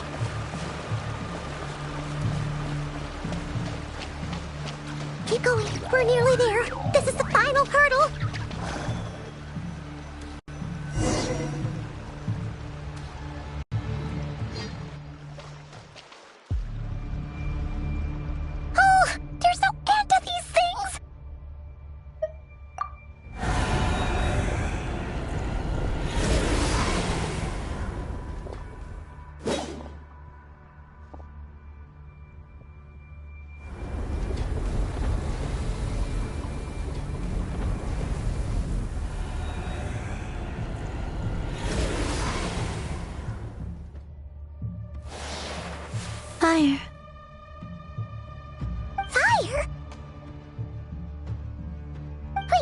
What's that smell? Oh no! There's a fire!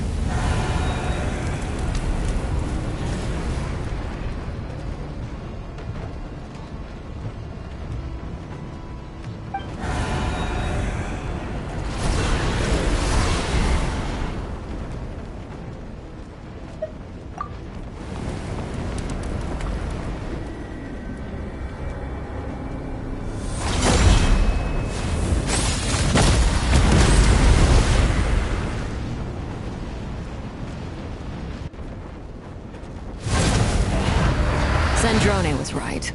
You look weak, Columbina. The old you would never have let such lowly creatures bar your way. Word has it that you did something for the Tsaritsa, and that's why you've lost most of your power. Freedom comes at a heavy price, doesn't it? It's Arlecchino! You came! Hello again, Columbina. And greetings, guests of the House of the Hearth. It's been a while, Arlecchino.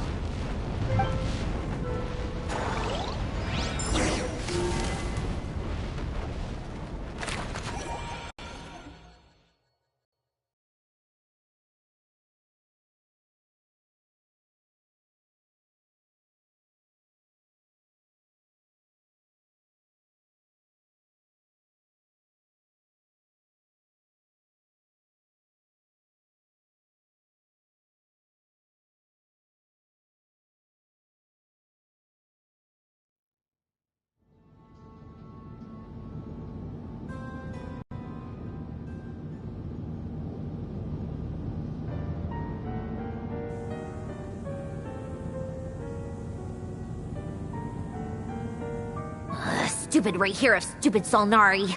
Ugh, whatever. I've got all the data I need. Next time we meet, you're finished.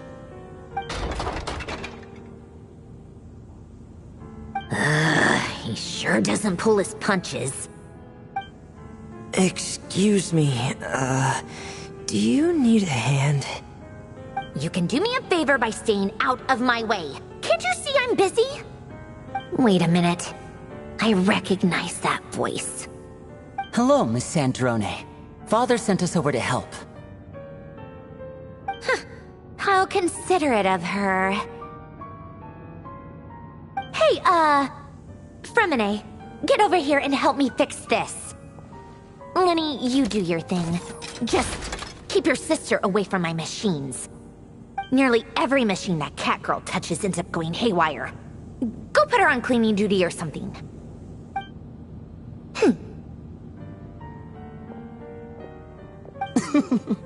Then let's start downstairs. Fremine, we'll leave this place to you. You've got it. Wait a second. Pretty sure there's still some tea in the cupboard. If you want some, you'll have to make it yourselves.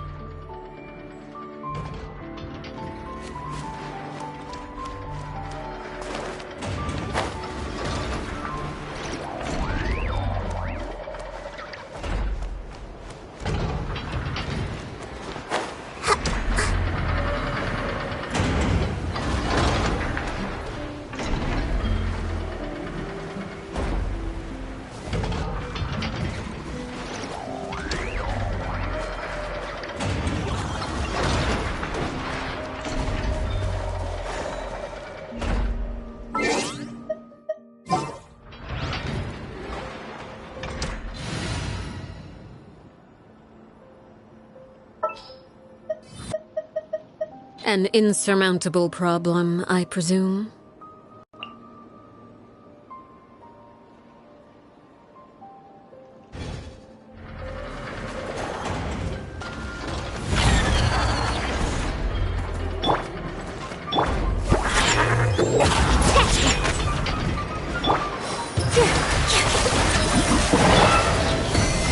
With one heart, we pray. Transfixed!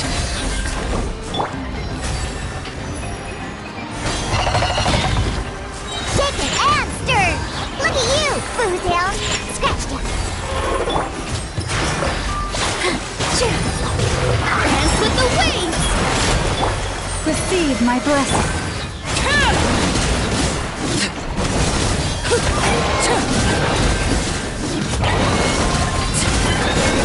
Laid bare. Shaken and stirred! Scratch! I'm here! Diana Special! Positions! You poor lost lamb, for the everlasting.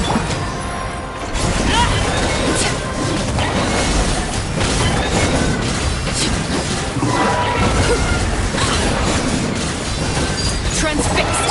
Think you can bully me? Shaken and stirred! With all my strength! This dance is for you! Forest, protect us.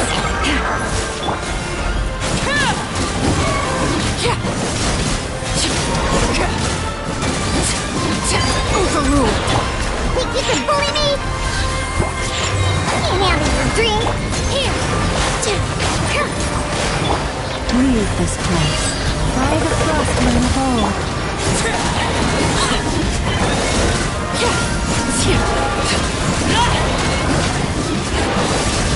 Laid bare.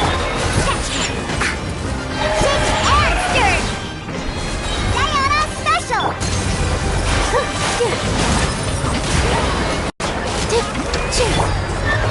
Forest, protect us.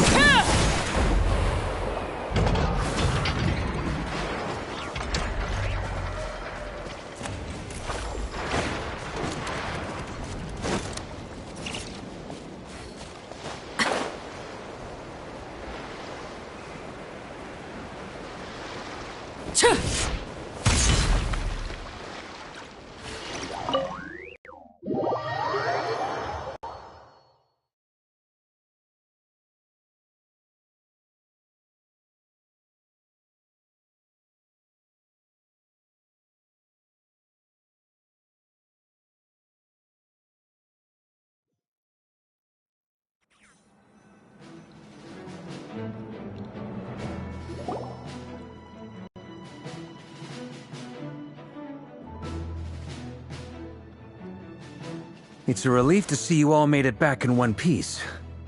Huh? Feels like there's quite a few people missing. Where's Flint's and the others? And what about Nefer? I returned ahead of them. Flint is helping Aino and Anefa to set up the decoys and buy us some time. As for Miss Nefer... Boss is still wrapping things up on her end. She sent us back to fill you all in on the top secret intel we've been gathering. I see. Then let's get right into it. But first, who do we have here? You brought someone else in to help? Greetings. I was invited here to help as a longtime Tea Party companion of Columbina's. You may call me Arlecchino. Surely it can't be. Those eyes. Oh, where have I seen them before? Wait, of course. In those memories we just saw.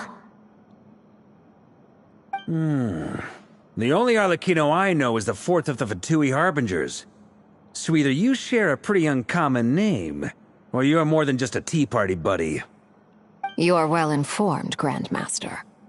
A man from Mondstadt living all the way out here in Nodcry, and yet the people and affairs of Snezhnaya seem to hold a special place in your heart.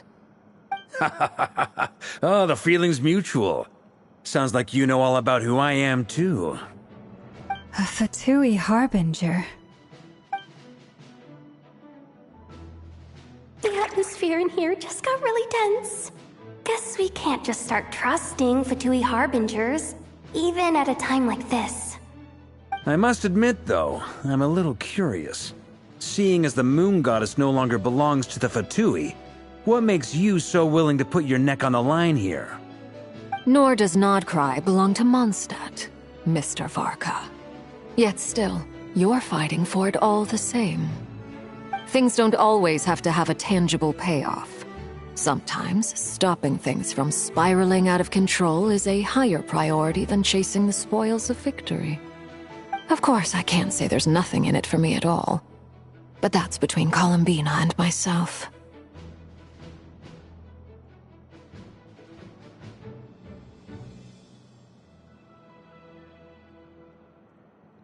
Forgive me. I don't mean to doubt you. It's just that the Fatui really have been the source of many of our troubles. We have our own way of doing things here in Nodcry. But ever since they arrived, the Fatui have treated us with nothing but hostility. I know there's been a lot of bad blood between us in the past. I've done my utmost to avoid friction whenever I could. But sometimes fundamental conflicts of interest simply can't be settled amicably. That's why I'm here solely in a personal capacity. This has nothing to do with the Fatui. As a gesture of good faith, I'll be frank. I can help Columbina track down the iridescent moon's marrow, which will help her restore more of her power. Anyway, what else is on the agenda? Let's begin. She says she'll be frank, then completely skips over the details. Looks like she doesn't want to give away too many secrets after all. But she clearly wants to change the subject. It'd be awkward if I tried to bring it up again now. I guess we'll just have to go along with it. She's the fourth of the Fatui harbingers after all. One look and you can tell she's not someone you'd want to mess with.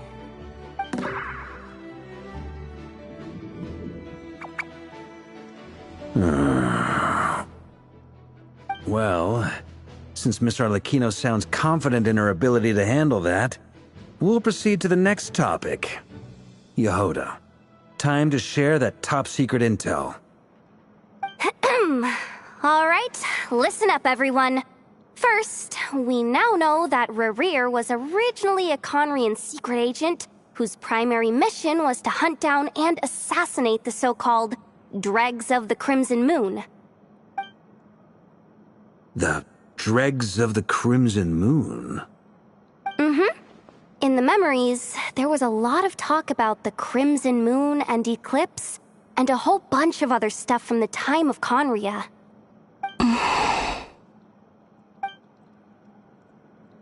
To my knowledge, those were the names of two different Conrian dynasties. Long, long ago, it is said that the people of Conria worshipped the Crimson Moon, drawing a mysterious power from its reflection. But one day, a coup saw the Crimson Moon eclipsed, hence the name of the new dynasty that replaced it, and how it became the new emblem of Conria.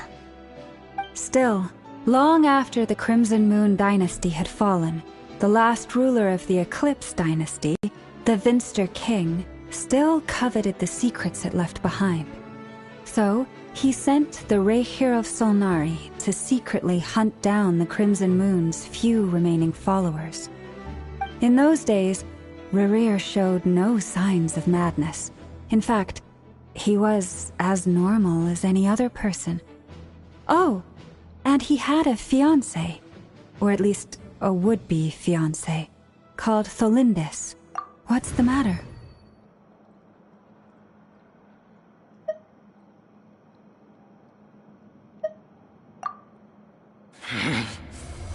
Verfnir, Freindaughter, Lindis.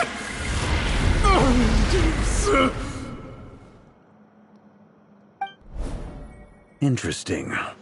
Anything else? What about this would-be fiancée of his? Do we know anything about her? Well, she was a researcher at the Universitas Magistrorum, but it felt like she was hiding some kind of secret. Oh, and one more thing.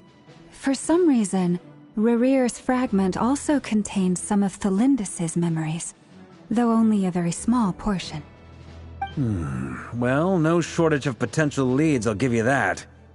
In any case, it sounds like we can conclude that while Thelindis was still around, Rerear appeared to be lucid and quite normal. Thelindis, it seems, must have been the one thing in this world that he couldn't let go of. Tell me, though, were these pure-blood Conorians we're talking about here? Why do you need to know that? Hold on. If she was a pure-blood Conrian... Oh yeah! Just like how it was with the captain!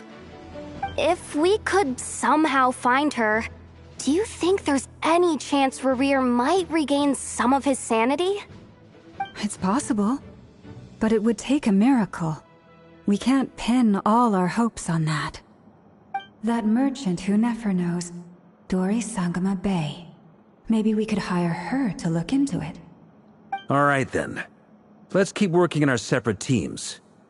Traveler, Paimon, Kutar, and Miss Arlecchino will go look for the iridescent moon's marrow. As for the others... On the way over here, I noticed that the wild hunt monsters had grown even more frenzied in their search for Kutar. At this rate, the people living here will be in grave danger too. So I'm thinking of gathering together some of our followers to go wipe them out. I'll head back to the curatorium and meet up with the boss. Feels good knowing we've all got something to be getting on with. Given that the Wild Hunt has been a lot more active lately, the Lightkeepers have likely begun their own operations too. If that is the case, someone will need to pass the news on to Flint's. I'll hold the fort for now, then discuss our next move with Flint's, Aino, and Anefa when they get back. All right then. Well, the clock's ticking. If that's everything, we'll be on our way. We'd better get moving too. We'll try to buy you as much time as we can. Relax. Just do your thing. I decided to call in some backup since things are getting so hairy. Our reinforcements should be here any minute now. Stay safe, everyone. Dismissed.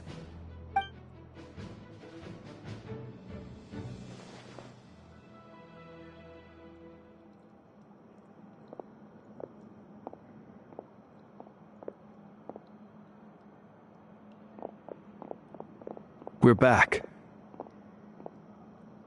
Did we get here a little early? Or a little late?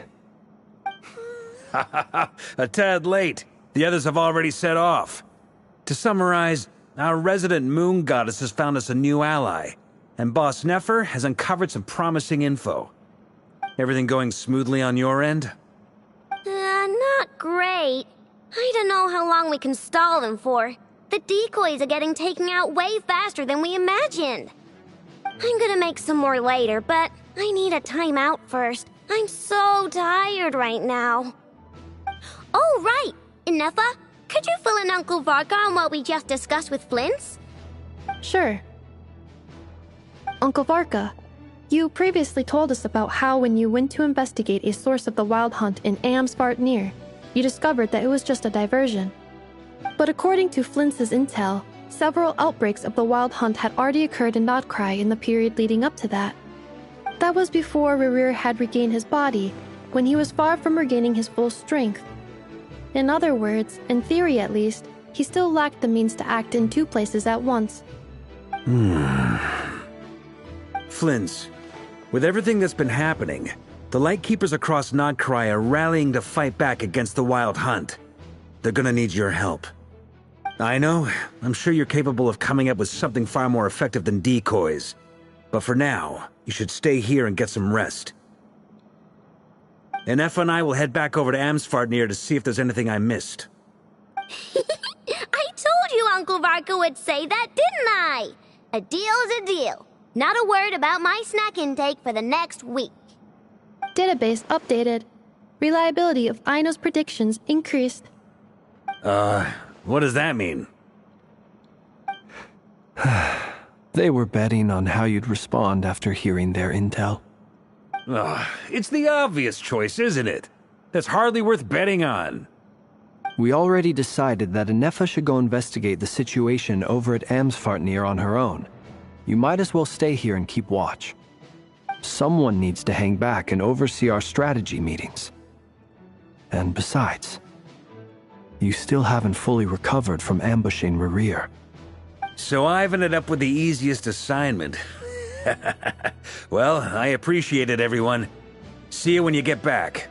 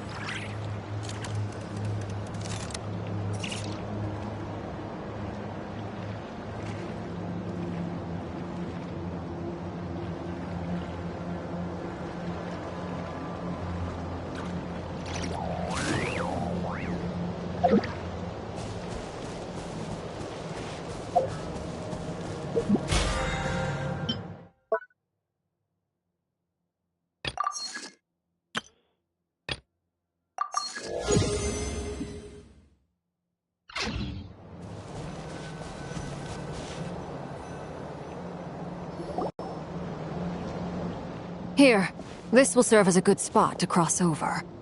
Arlecchino, hold up a second. Since you brought us all this way, would you mind telling us what you've got planned? We still haven't got the slightest idea what's going on here. And if even Columbina doesn't know where the iridescent moon's marrow is, how do you? Simple. Because I am an inheritor of the royal bloodline of the Crimson Moon. And one of the last surviving embers of the Two Worlds' flames. Huh? Are you serious? Isn't you're a descendant of that Crimson Moon dynasty we were just talking about? The one from ancient Conria? Your surprise is understandable.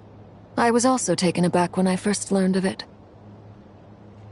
But the more I thought about it, the more I realized the signs had been there all along.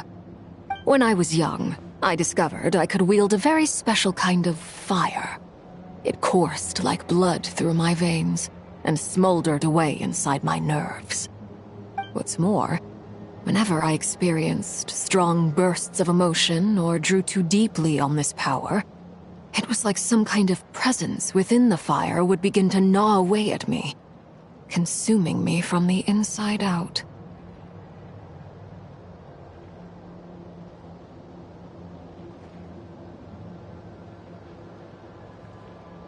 Exactly.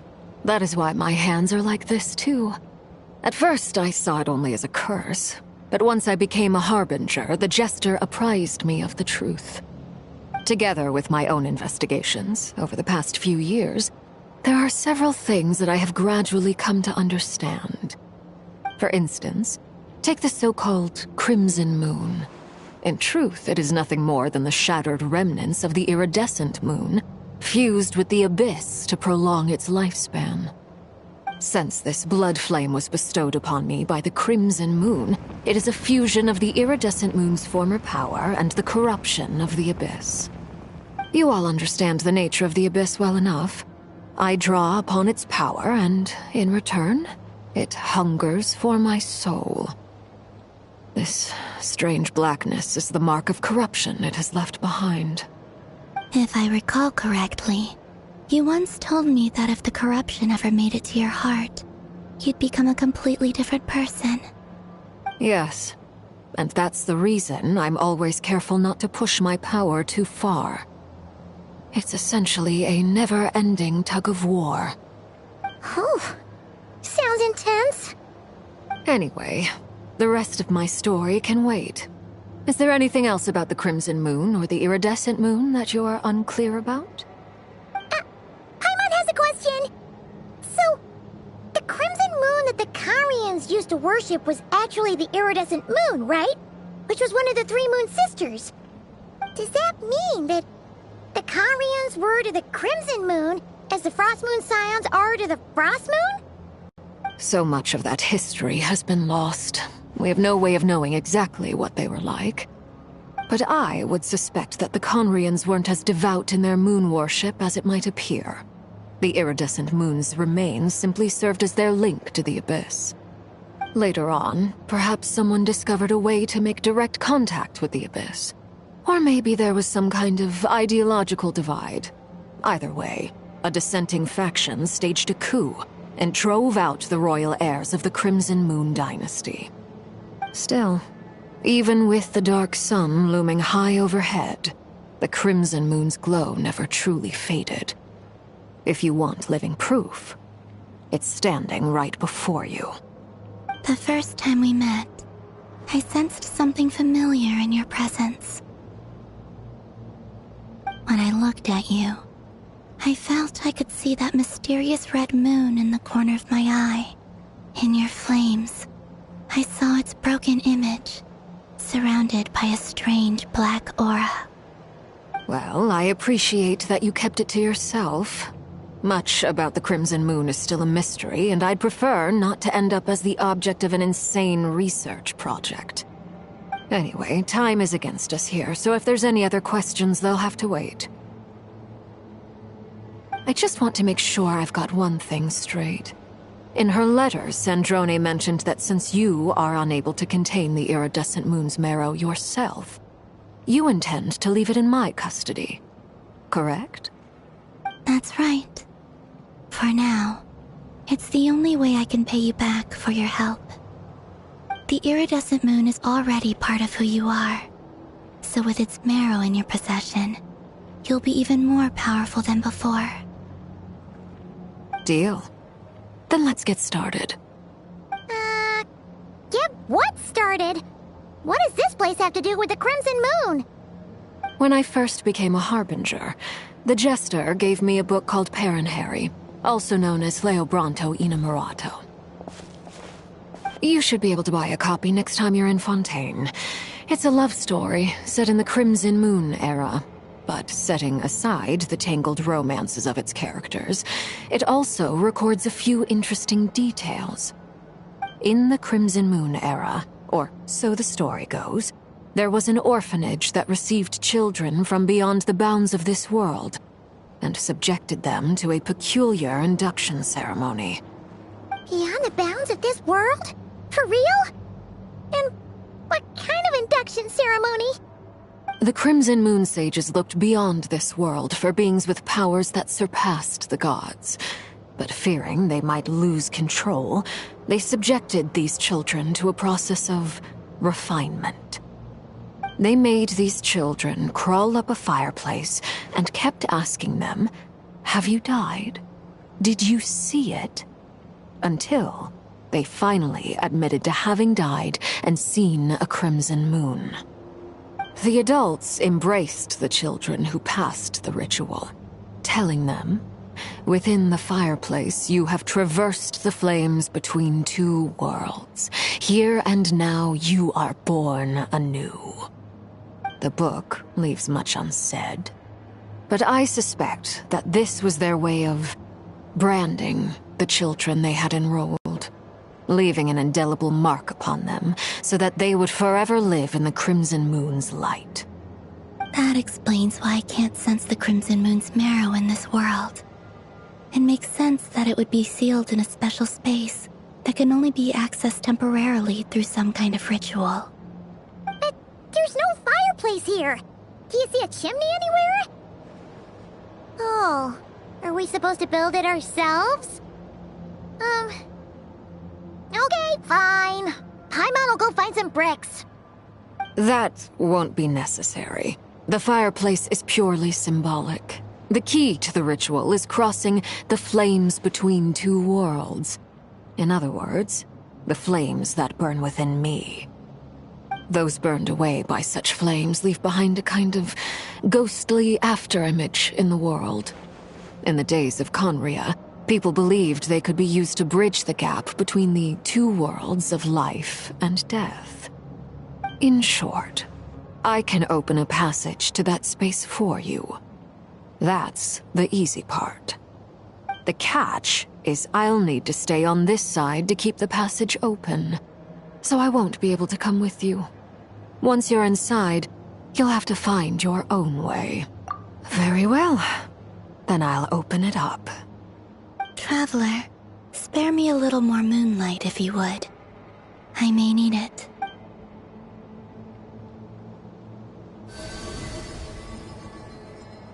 Thank you.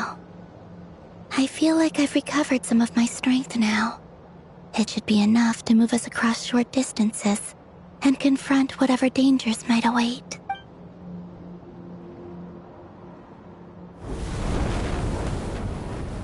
Mistress of the seven hues of ages past, great mother of the present, crimson-clad sovereign of the two realms, by fire severed, by fire renewed, I offer myself now and beseech your descent.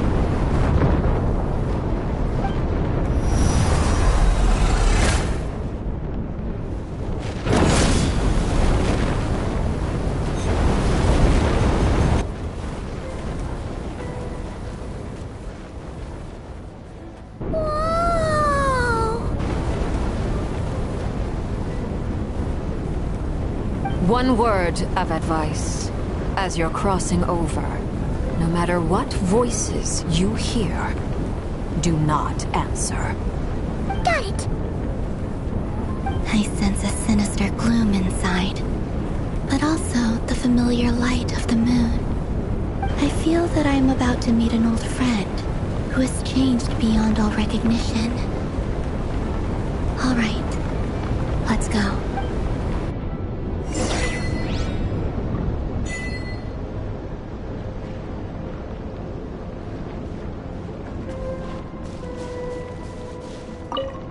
Seismic changes often begin with small windows of opportunity.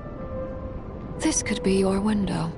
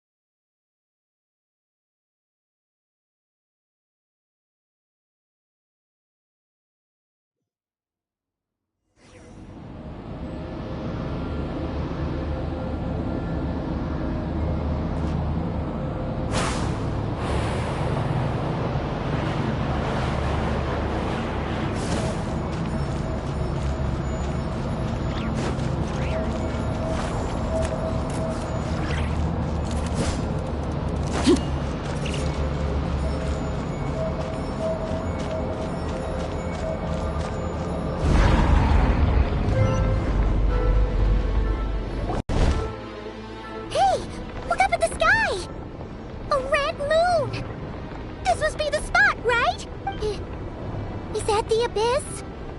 It's spreading practically filled the entire place. What a tragic sight.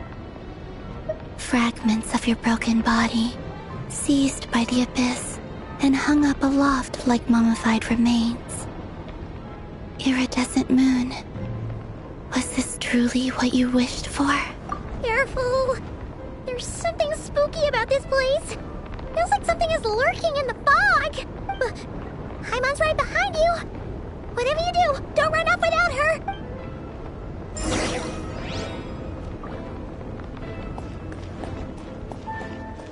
By the way, Columbina, didn't you tell us that the iridescent moon had shattered into pieces? The moon up there looks pretty whole to Paimon. How is that possible?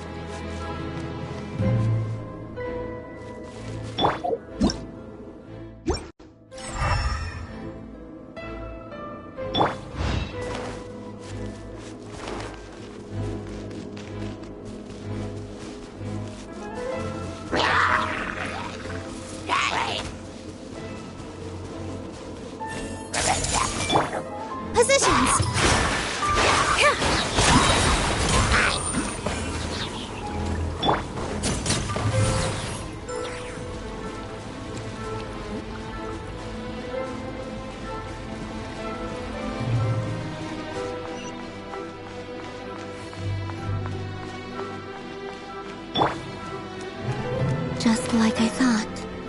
It was only a facade.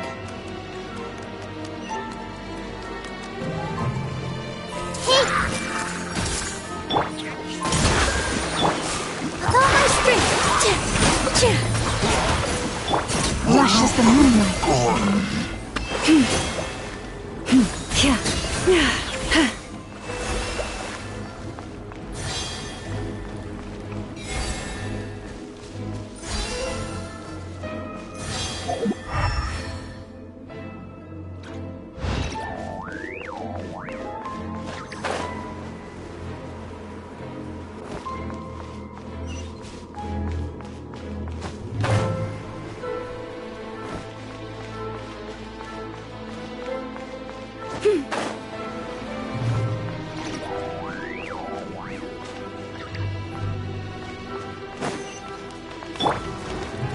Everyone hold hands!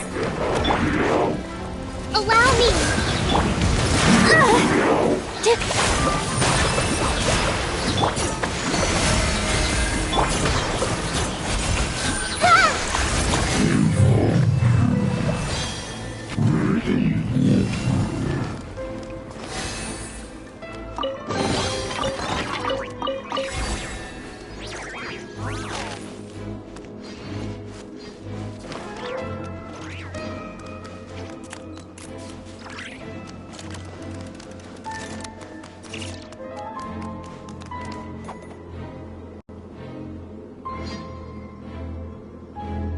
Huh? Huh? For real? That's way too high! There's no way we'll be able to reach it! No. I'm not sensing anything up there. It's coming from under the mountain. Let's see... Ah! There's some kind of weird shadow over the water! Wait, see that? Looks like a mechanism of some sort. Let's check it out!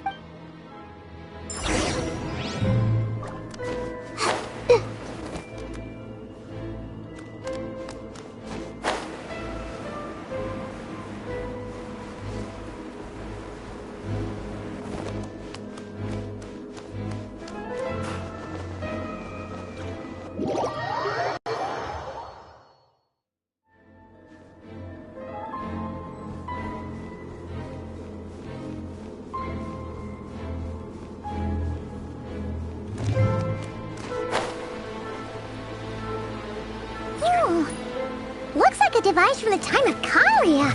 Maybe people once came here to study the Crimson Moon's domain, and they left this behind. Oh, if we can activate it, we might find some clues.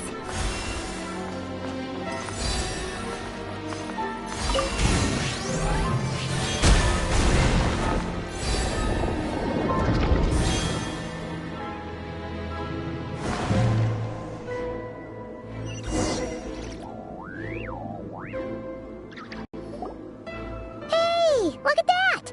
Now that the mechanism's running, the shadow in the water looks different. Do you think these mechanisms might be the key to unlocking the secret? Thalindis, we'll leave the rest of the research in your hands. We'll be heading back now. I hope this isn't ruining date night. Ugh. Mind your own business. Just leave me some snacks on the table. Thalindis? Is that Rerear's girlfriend? How come we're hearing her voice here? Oh yeah.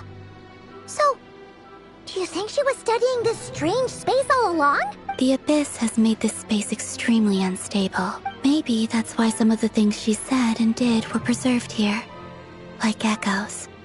Or after images. Whenever I see this view, it takes me back to a poem from my childhood. Waning moon, oh lifeless damsel, weeping on the mountain crest. Mourning still in wistful tone, her fragile soul now laid to rest. For me, of all people, to be here investigating the mysteries of the Crimson Moon space, is it a coincidence or something more?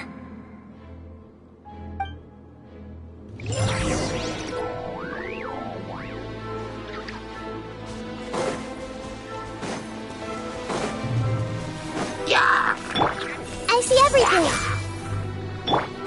With all my strength!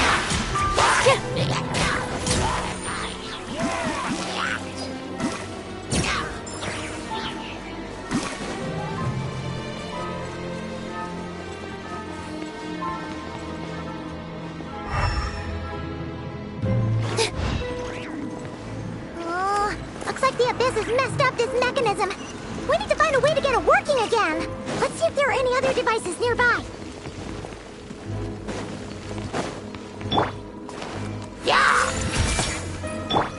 Positions.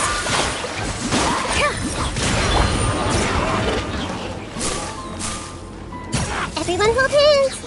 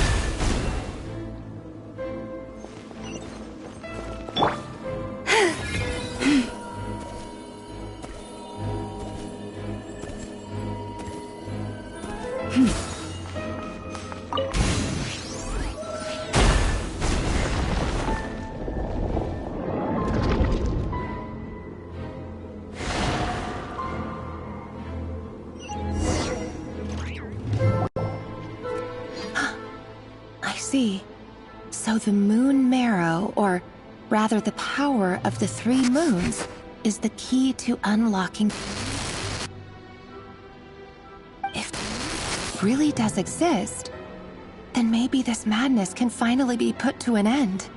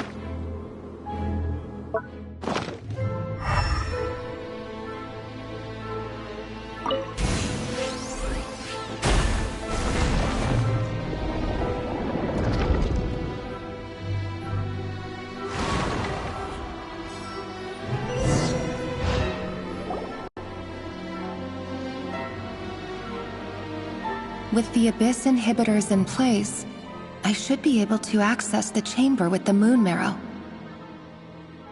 Oh, Rerir, with every step you take, you're drifting further from what you truly desire. But you're not the root of the problem. Ever since that outsider set foot in Conria, the Vinster King has sunken deeper into madness. If only I could get my hands on that outsider.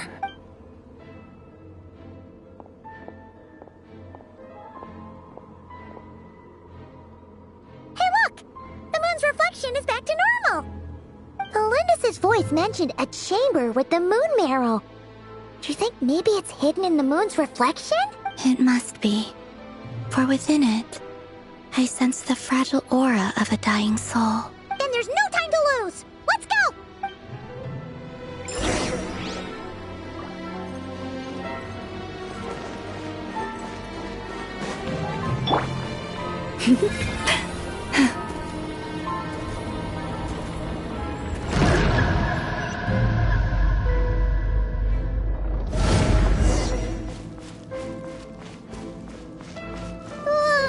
These things are so creepy!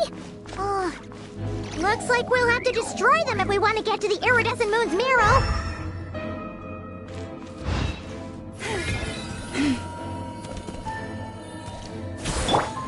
I see everything!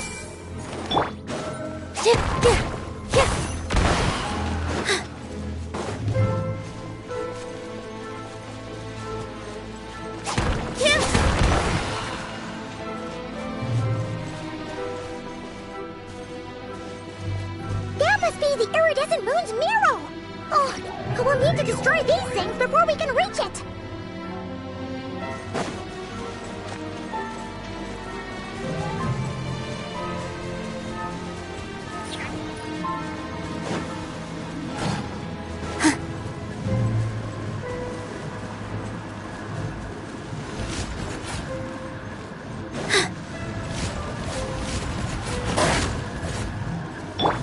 Hey! Sharing my knowledge! Rest and rebuild! All eyes on me!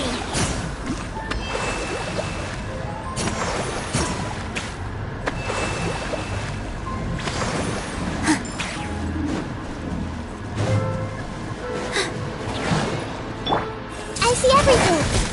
Allow me! Positions!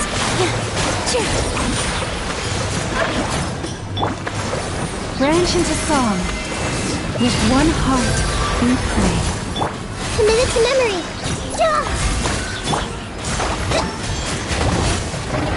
Let's move out. Hang in there! We're so close!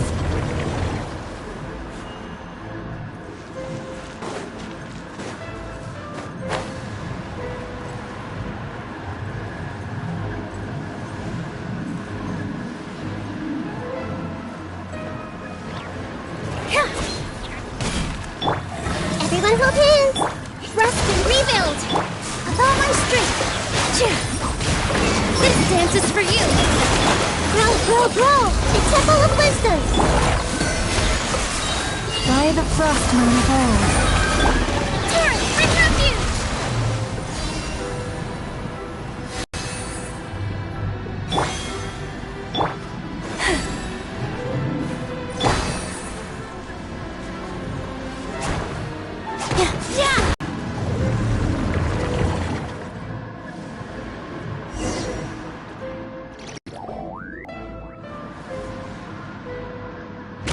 Iridescent moon's marrow. Still burning away like an undying flame, yet now contaminated by the abyss. It has taken on a new form entirely. If we can purify the abyssal power within, we should be able to obtain its untainted essence.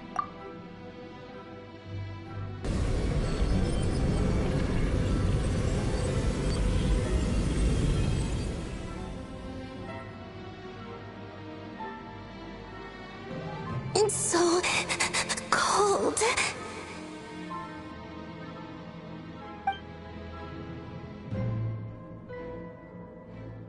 Is it you? Are you here? Huh? Are you talking to us? At long last, I can see you once more. Our fates have crossed, and I am finally free. I'm sorry, I lied to you. Even knowing what was to come, I still couldn't let go of the fear in my heart as death drew near. The moment the moon shattered, my body began to split apart piece by piece. Like I was being cut into pieces by 1,000 blunt blades. My thoughts scattered as the cold crept in. But I could not bear to fade away like that. Tell me, what was it that brought you to us all that time ago? If only I had possessed your courage, then I might have been spared this torment more painful than death. You look so puzzled. That's how I felt too. But trust me when I say that everything happens for a reason. Farewell, Hypo.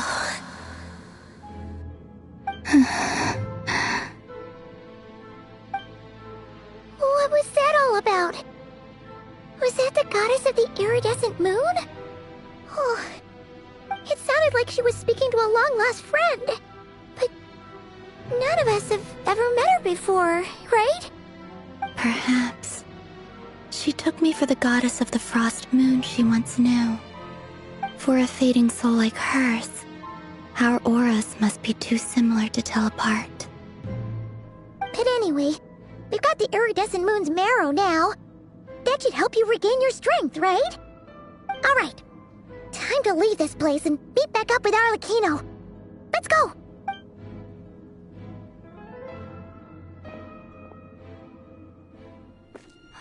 That's odd. This place looks different than when we came in. Waning moon, huh? oh lifeless damsel.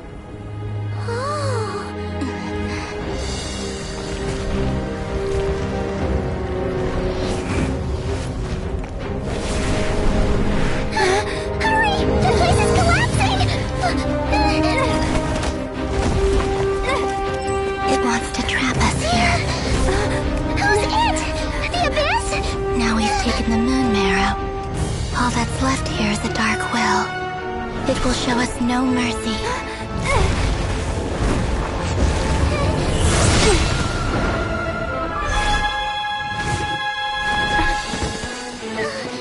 Give it back! The crimson moons! My marrow! My heart!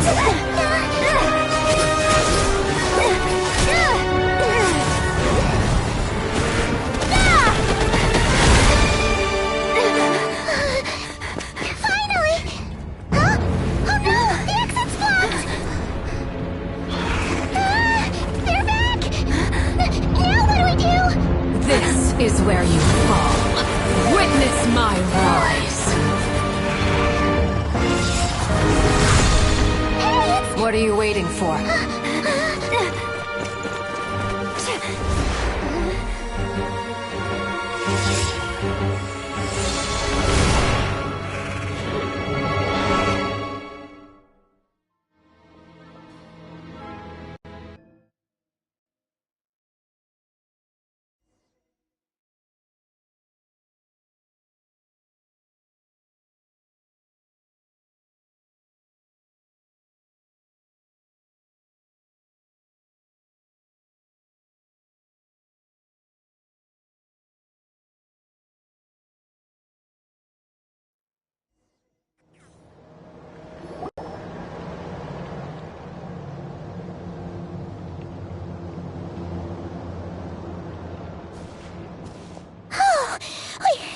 We made it!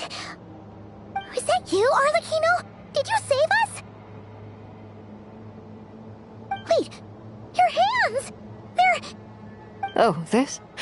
Don't worry. It's a small price to pay. The Abyss wanted to trap you inside, and I defied its will by bringing you out. No wonder. No. I have paid the price, albeit a small one, and it cannot be undone. My hands have already fused with the Abyss. Purification would simply destroy whatever's left of them. But surely... Oh, we're so sorry, Arlecchino. Paimon can't believe you'd make a sacrifice like this for us. As much as I'd like to call it a favor, the truth is I was simply holding up my end of the deal. Well, Columbina. Yes, you did your part. And as promised, I will leave the iridescent moon's marrow in your care. From this day forth, may the two worlds' flames burn ever more brightly.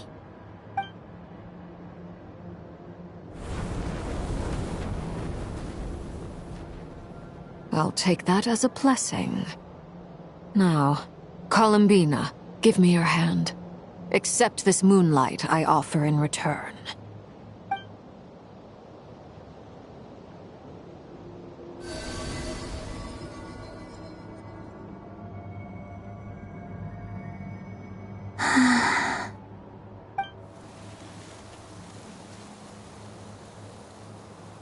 Feeling stronger? Hey, Columbina, are you okay? I'm fine.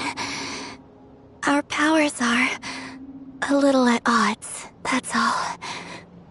By the Frost Moon's authority alone, wielding the power of the other moons was always going to be a stretch. Still, I think it's fair to say that your strength has returned. At least to the level it was at as Third Harbinger. It's still not enough. There's no way I can hope to challenge Rayrir like this. Just one more ray of moonlight, if you would. It's okay. I can take it.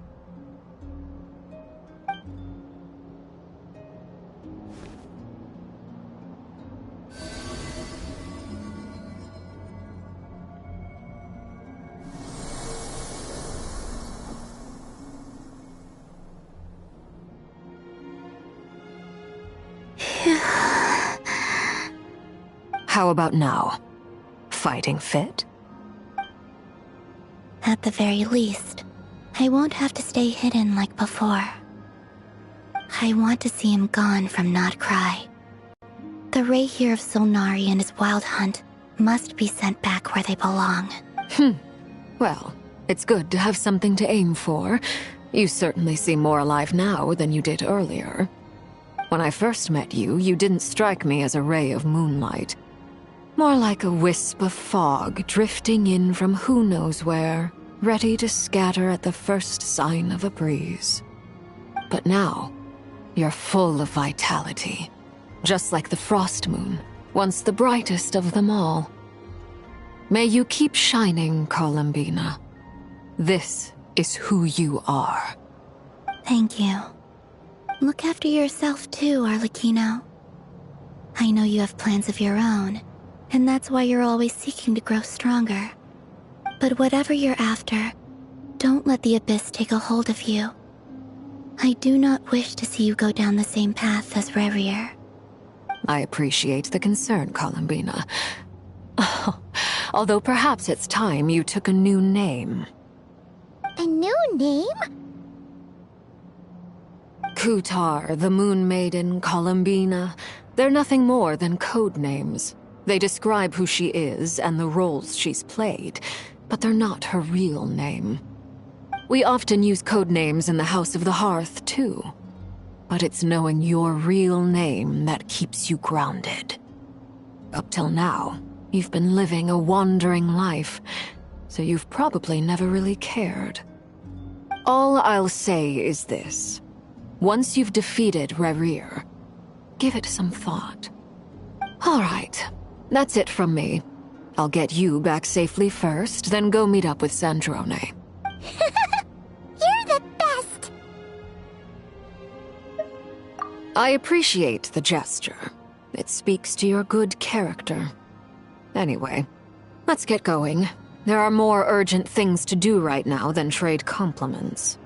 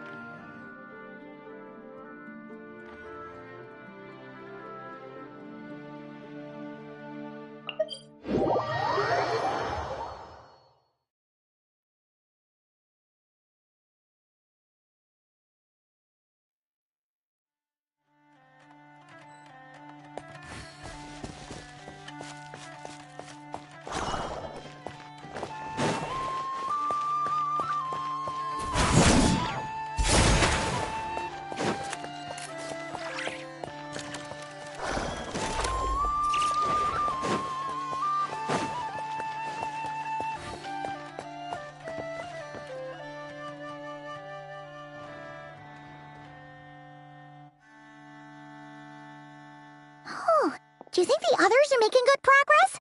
Hope it's all going smoothly. Oh, hey look! They made it back as well! Flintz! Llama! How did it all go? All is well, thank you. Nefer and Yehoda had to stay at the curatorium to wrap things up, so they won't be joining us for now. I ran into Miss Anefa and Miss Aino on the way back. Their work is still in progress, so I suspect they won't be back for a while either. You seem rather cheerful today, Mr. Flintz. I certainly am. I achieved what I set out to do and came away with more than I bargained for.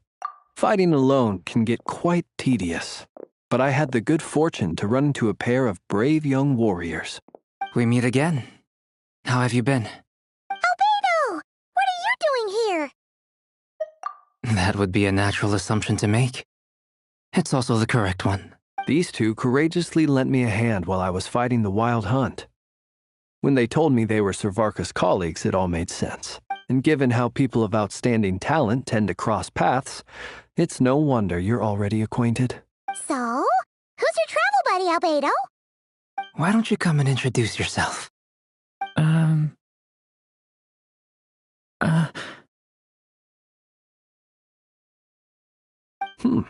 A gentleman of few words, I see, and a rather stern countenance. I presumed you were acquainted with him. Is that not the case? It's nice to meet you. Again, we've technically met before. Wait a sec! You're Minnie Durin! That's right. It's me. I'm glad to see you again. By the way, he says it's okay if you drop the mini. Yeah, I'm not as mini as I used to be. Interesting, isn't it? The first step towards blending into human society appears to be reflecting on whether one's name really reflects who they are. Wow! You look so different! In a good way, of course. It's great to see you looking so healthy. Thank you, Paimon. And although you're as mini as ever, I understand that diminutives don't always convey endearment. I'll be sure to simply call you Paimon as a sign of my great respect for you. Wow! You're such a smooth talker now. Paimon could get used to this. From now on, you may refer to her as your esteemed guide, Paimon. Personally, I think our little Paimon is the perfect size. When people call her Little Paimon, it's just because she's so adorable that they can't help themselves.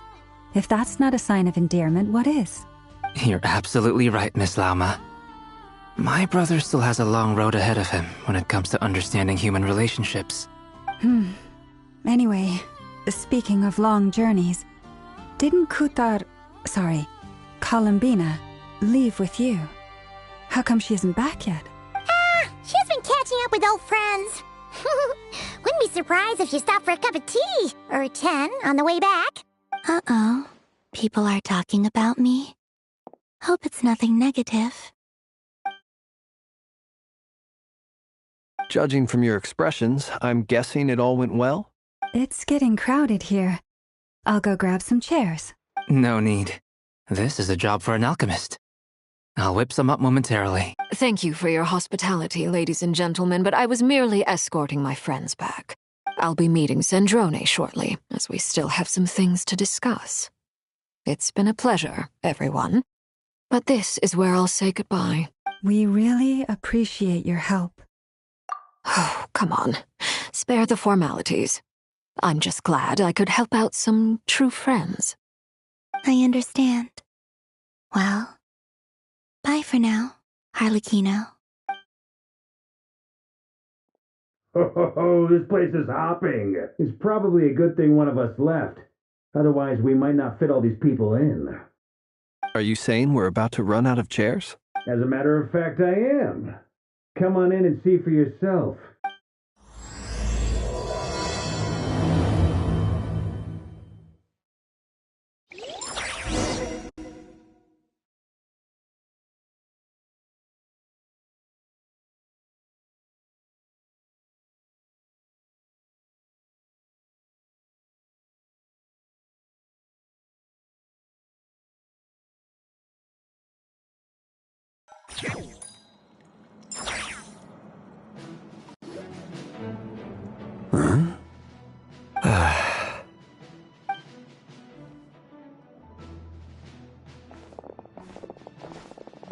I overheard your little chit-chat outside, by the way.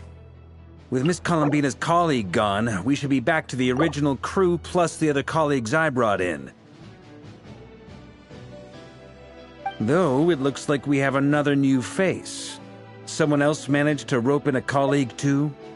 Frankly, you and Paimon are the only people I know here. This here is Deanslip, colleague of Tibet's greatest guide, Paimon, and greatest adventurer, the Traveler. Well, not exactly colleagues, more sort of friends. When someone else jumps in to do the announcing, you know you're speaking to someone important. Let's hear what he has to say. Note to self. Once Paimon knows your name, the rest of the world will soon follow. When he comes looking for us, it's usually something important. Paimon's guessing you've heard about the Wild Hunt, then. From the looks of it, you're about to hold a meeting. If I were to say that the Wild Hunt is our mutual enemy, would that earn me a seat at the table? As the saying goes, the enemy of my enemy is my friend. Mr. Dainsleif, there's a seat with your name on it. Though, I can't promise the same for everyone else. Hey, Albedo, think you can rustle up a couple more chairs? After all this time apart, Grandmaster Varka's first order is to rustle up a couple more chairs. I've missed this. Is he being sarcastic? Hey, he's your brother. Why are you asking us? I've still got a lot to learn about the nuances of human conversation. Trying to decipher Albedo's way of speaking has been like jumping in at the deep end. Oh, good point. Paimon gets you now. Don't sweat it. There are people who go their whole lives without getting the hang of it. You're ahead of the game already. I wonder what's taking Nefer so long. Perhaps you should go and check in with her. If anyone can hurry her along, it's you. I just got back from the curatorium. Besides, aren't you curious to see what's taking her so long?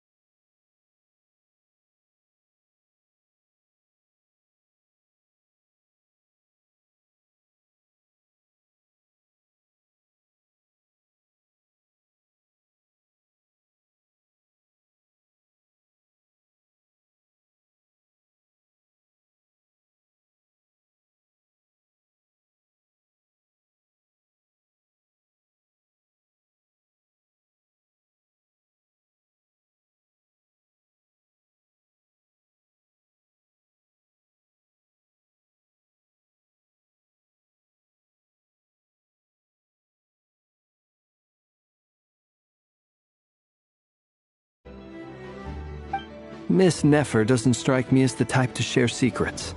And since gathering intel is her specialty, I'm guessing she'd prefer to keep her methods confidential. Under such circumstances,